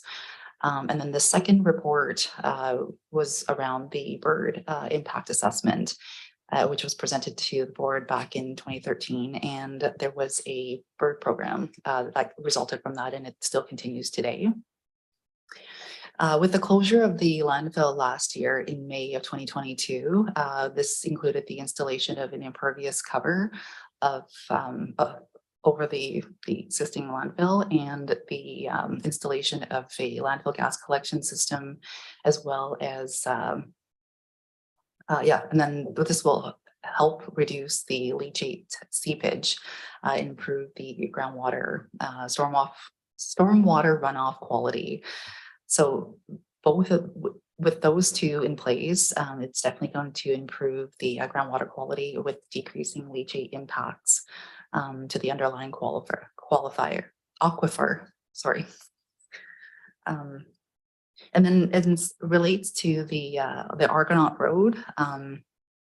There was significant roadway improvements that were completed back in 2018, totaling $1,045,000, and this was to refurbish Argonaut Road. Regarding the liability concerns, the phase 1 closure of the landfills resulted in the mechanical stabilized earth wall.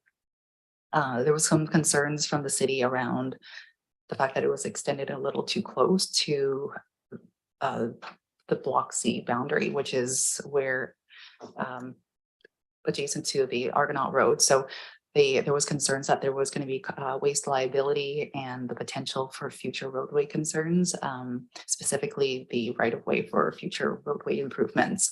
So coming out of that, the CSWM at that time engaged a landscape architect to improve the MSE wall. At that time also the city transferred the ownership where there was encroachment.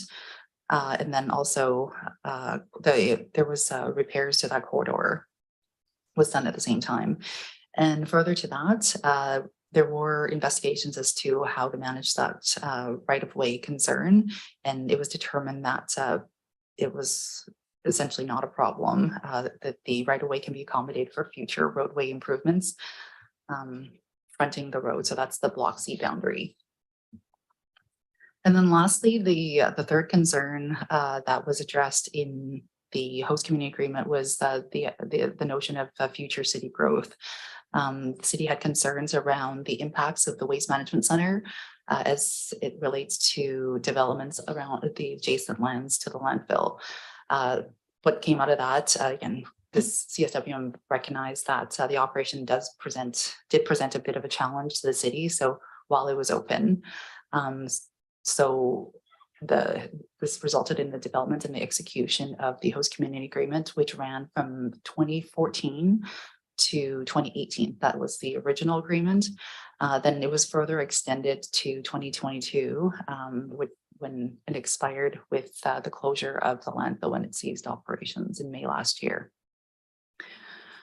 So since the CSWM took over the landfill in operation in 1999, the CSWM service has made significant improvements to the facility to ensure its compliance with provincial and city regulations. So the impact to the future growth aspect, in our opinion, is no longer an issue as it was originally contemplated in the original agreement.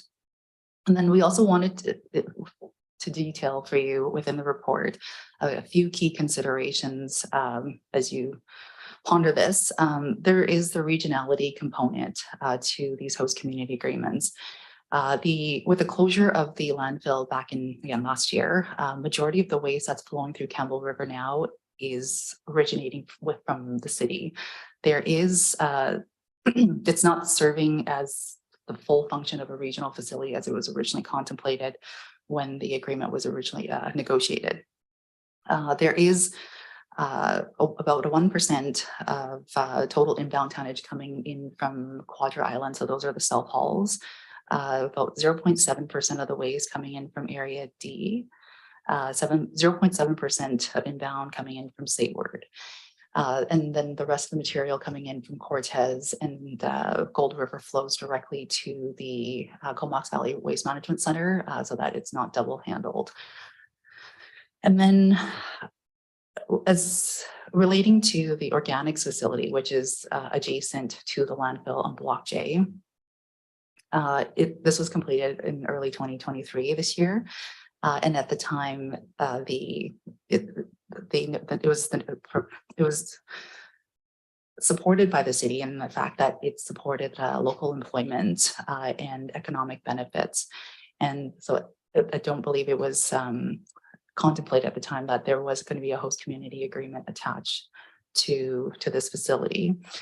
Relating to the traffic for the organics facility specifically, it will not be seeing additional volumes as inbound trucks are consolidated into anywhere between 1 to 2 walking floors coming from the Comox Valley. The existing anywhere 4 to 5 city curbside trucks are already going to the landfill. To the transfer station. It's just going to a different entrance now. And then third consideration is the road impacts. We understand that there is concerns about stress to the road infrastructure. So I just wanted to point out a couple items for the board's consideration. Number one being the fact that the 40-yard roll-off bins are no longer accepted at the transfer station. Again, they're all supposed to come down to the Comox Valley Waste Management Center so that we're not double handling the material unnecessarily. And this was validated through some of the spot checks that we've been doing. And there are also a number of, 3 private landfills that handles construction and demolition waste. And this is evident by the number based on the, I think there's a table within the report which showcase just how little C&D waste is flowing through that facility. It only accounts for roughly about 6%. And these are really limited to the smaller loads that are not accepted at the private landfills. And it's also worthy to note that there are 10 other industrial businesses operating within this industrial park, 3 of which are private landfills and none of which have host community agreements with the city.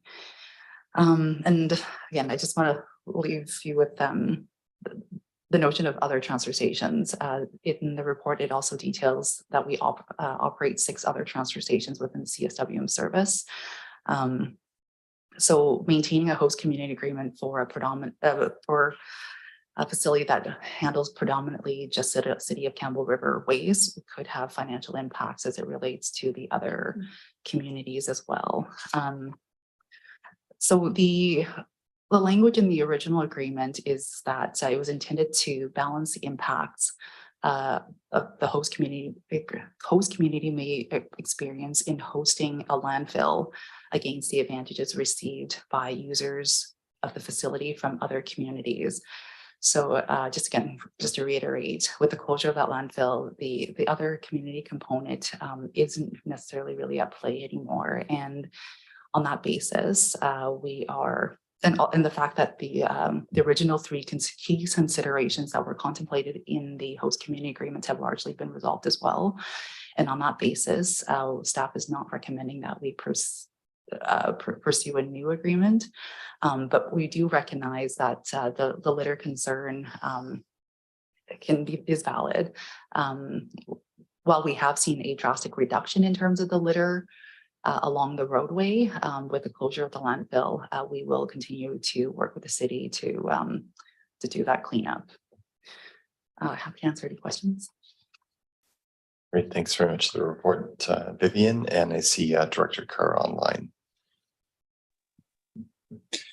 Thank you, Chair, and thanks for the report.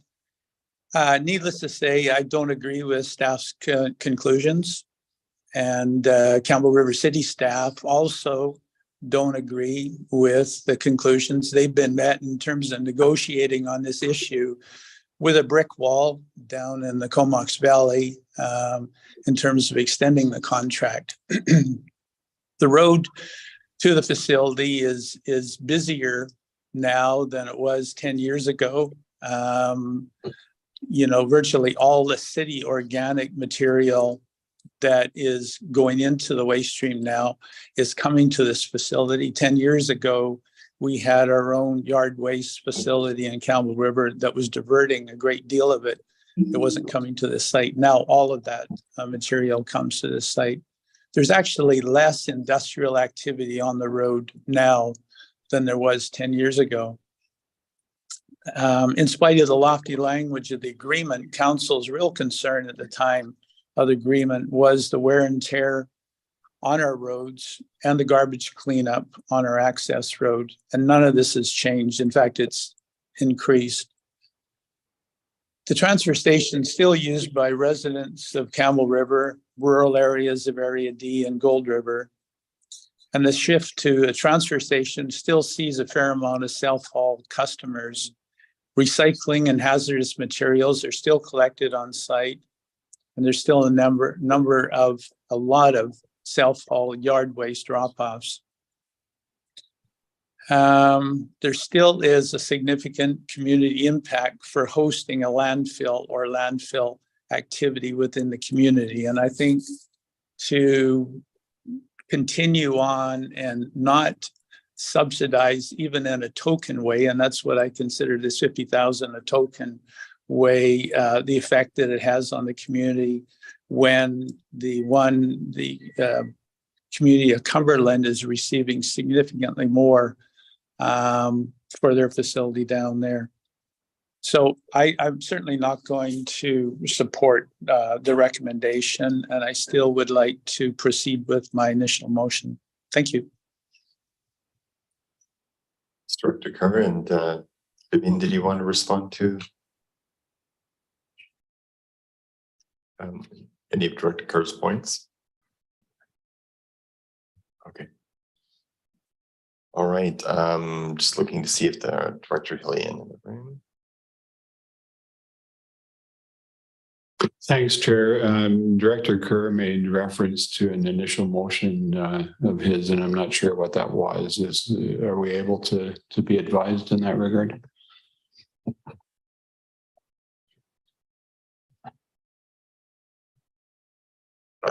Director Kerr, staff are asking if you have the text for your original motion there. Okay. There was a Director Kerr, was it? different renditions of it. Okay. That the board renew the host community agreement between the city of Campbell River and the Comox Valley Regional District, which expired December 31st, 2022, to support the ongoing maintenance and cleanup of Argonaut Road as a consequence of the city hosting a regional waste transfer station and the new regional organics facility.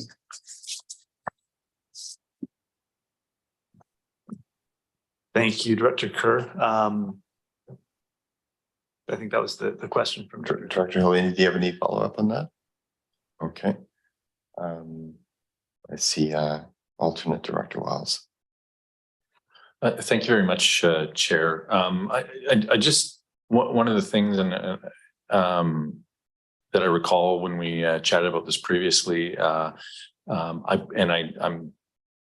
going from recollection, but that Mark Rutten had said that that actually terminated, I think, in April-ish of last year. And so I'm even wondering, like, that they would have got probably a partial payment last year as well. Like, and so it just seems like, I don't know, it seems like we're a long way away from where it was. Anyways, I just maybe just get a clarification that that for the 2022 year, whether or not they even got full payment, because I think it was only about 50,000 a year. But if it ended in April, does that make sense? Yeah, it was prorated to the end of the, to timed against the closure of the landfill. So we prorated it to May 4th. Or sorry, yeah, May 4th of 2022. So almost a year ago. Then, all right. So we have Director Kerr. Is your hand still up, or did you want to make a further point? Sorry, I thought it was down. No problem at all. Okay, we're just on receipt here. So, and I see Director Kettler. Yeah, it does sound like there are ongoing impacts that the original host community agreement was designed to address. I'm guessing that the litter that is going onto Argonaut Road is from the transfer station function of it now. Is that correct?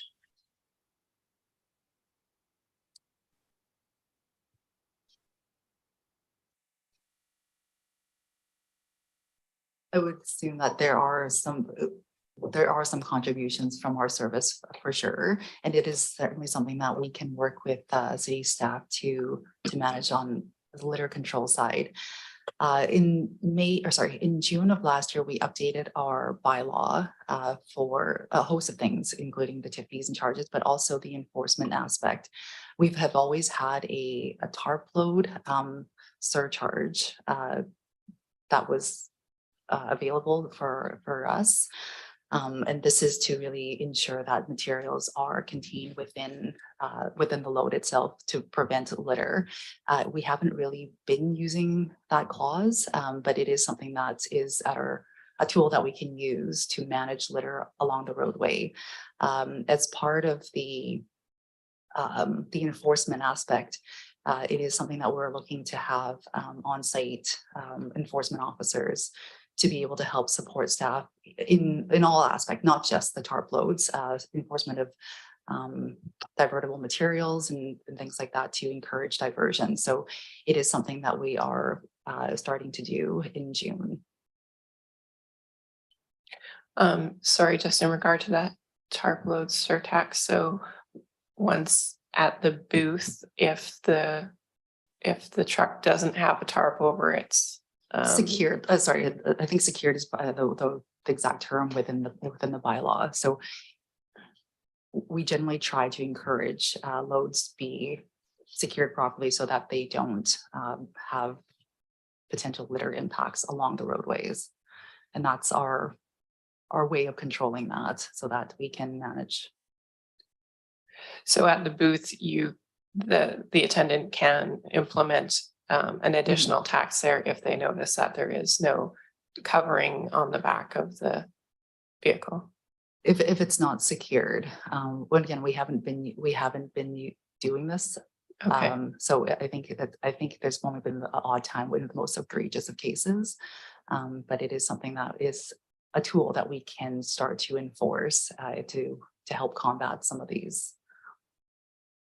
And maybe then some of the revenue from that enforcement could go to the host community for Campbell River. Mm-hmm. Thanks.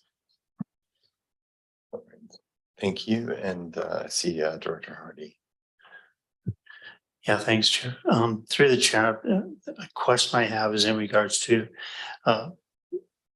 with regards to taking into consideration Campbell River's request for some type of accommodation for traffic on their road.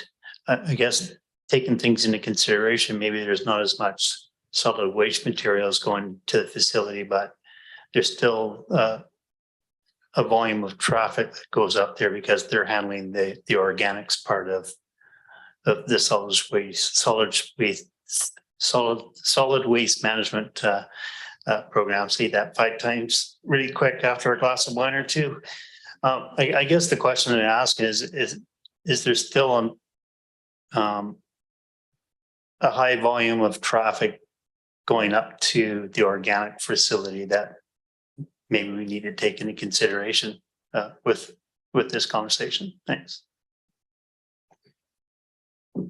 So the traffic that was already going to Campbell River is merely going to a different, so it's really restricted to the curbside trucks that are going through. So there are, I think, anywhere between 4 to 5 curbside trucks that services the city of Campbell River, and those trucks are no longer going to the transfer station, and they're just redirected to the Campbell River entrance, which is just further down on Argonaut Road.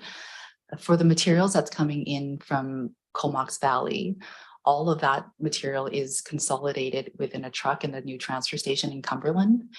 And that is being trucked up to Campbell River to the organics facility. So that equates to roughly between 1 to 2 trucks, depending on the day of the week.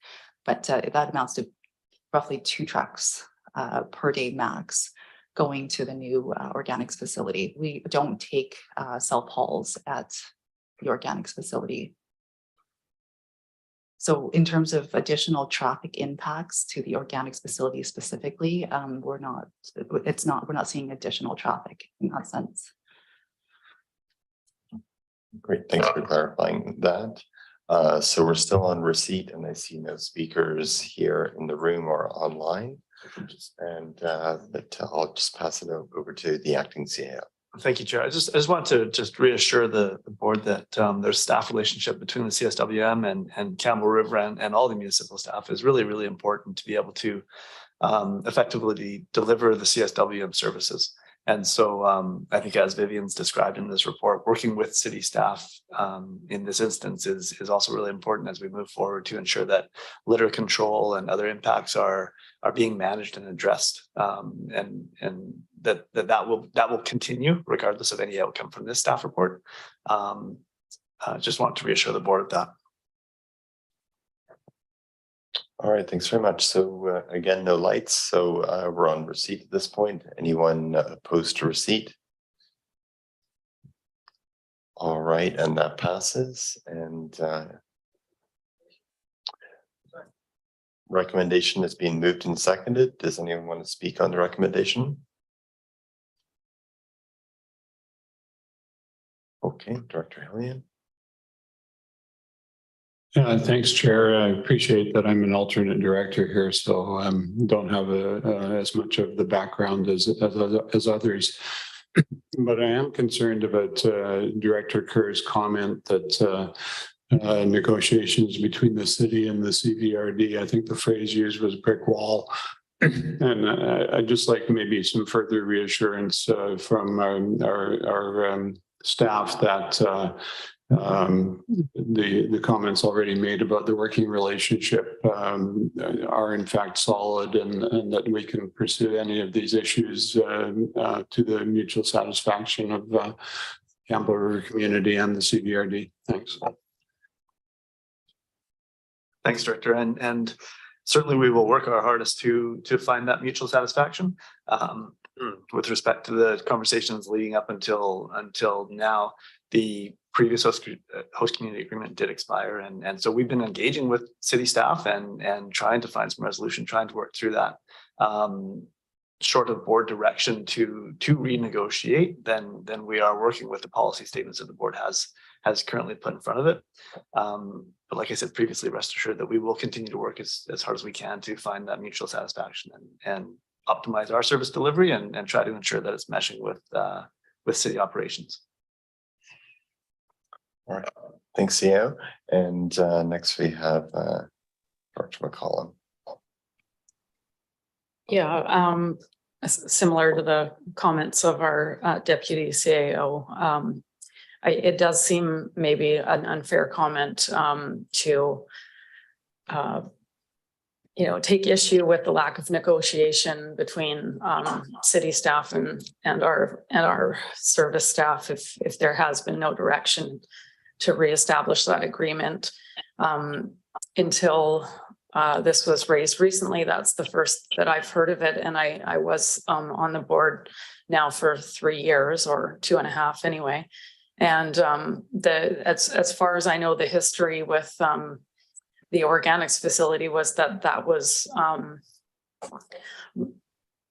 part of what came into that decision, and I wasn't a part of that. But what my understanding is that there was a real desire from the city of Campbell River to see some of the service provided by solid waste in their community, as there is benefit to having the organics located in Campbell River, and that they're good jobs, and it's some investment into their industrial lands area. So the fact that the request for the host agreement wasn't part of that process, and now that the organics is up and running, there's now a request to extend a contract on the basis of a landfill that's no longer being used. To me, it's hard for me to really see a good case for the need to create a new agreement around the organics, especially given what we just heard from staff, that in terms of receiving organics at the regional level is really possibly 2, maybe 3 trucks a day going forward. It doesn't really seem to have the same economics as what the previous agreement was trying to address. And also just wanted to highlight that there are other as stated in the report, that there are other transfer stations that we don't provide any compensation for, and all of our communities have large trucks on the road associated with hauling waste, and we don't ask the service to compensate for those purposes. So because of those reasons, I'm happy to support the recommendation.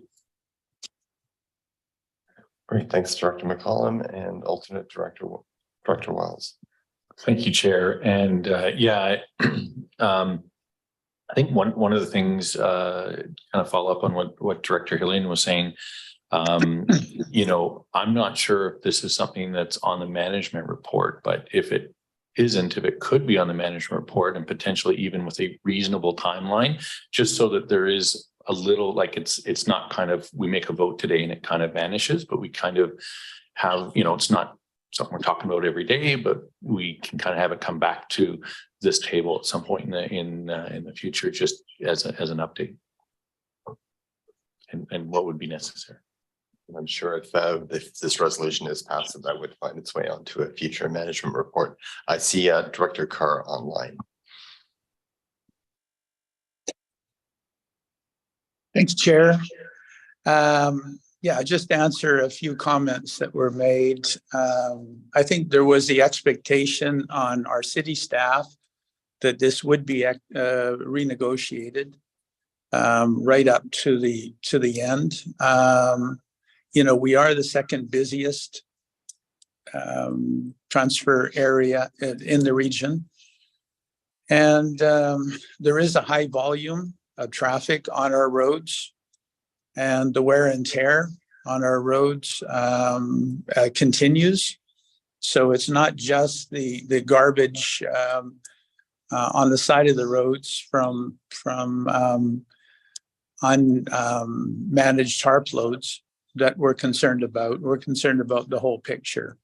So I think, we're 6 months, almost 6 months into this year, and this still hasn't been even addressed, far less come to an agreement. So my expectation, unless there is direction on this, that this situation is going to continue. And I think, speaking for all of council in Campbell River, that's not acceptable.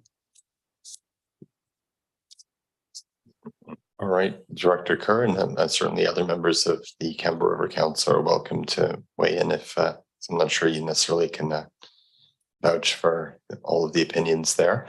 But are there any other people wishing to speak on the recommendation?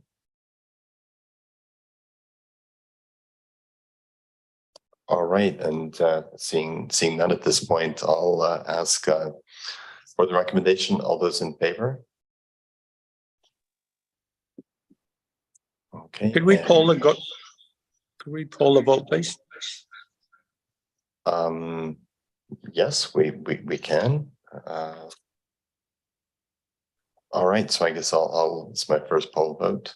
So I'll just go through the list here. I think we're starting with those who are in the room. And so Director Monroe.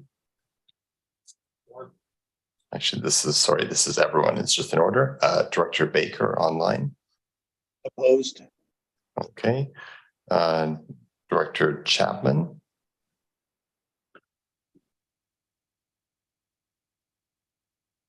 Okay. Yep. All right. Director Colburn. Okay, not here. Director Dahl. Opposed. Director Davis. Opposed. Director Grant. Director. You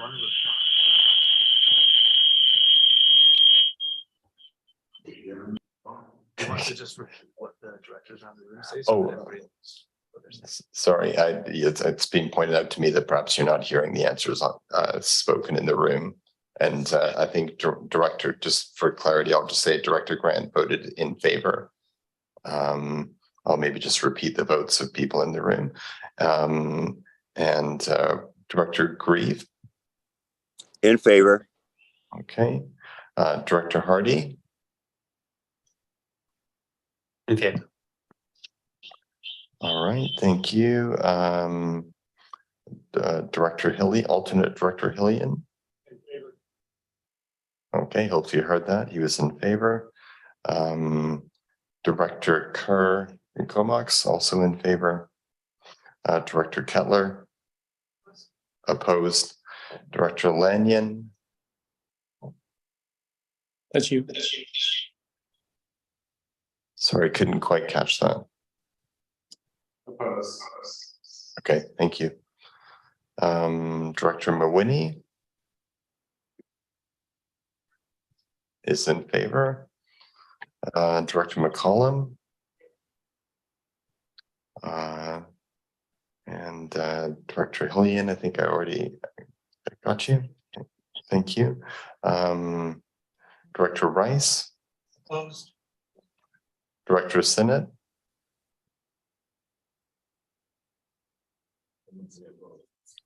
Director Sinnott. Opposed. Okay, thank you. And Director Wally. Opposed. All right, and I don't, sorry, and okay, I'm just working with list Director Monroe. Okay, thank you. Director Chapman. We called you earlier. Are you Opposed. okay? Opposed.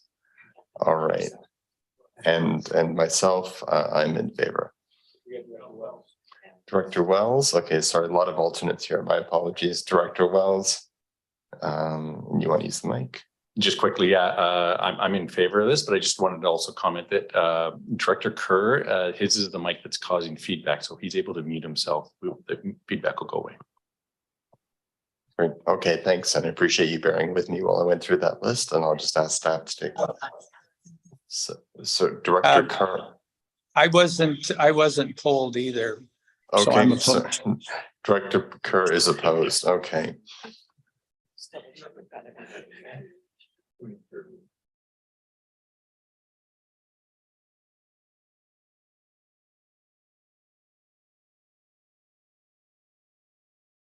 All right, so I'm informed by staff that the motion passes 50 votes to 34. So at this point, we'll take a break for lunch. Let's say 20 minutes. We'll try and make this a fairly efficient break. And again, thanks for bearing with me on the polling of the board.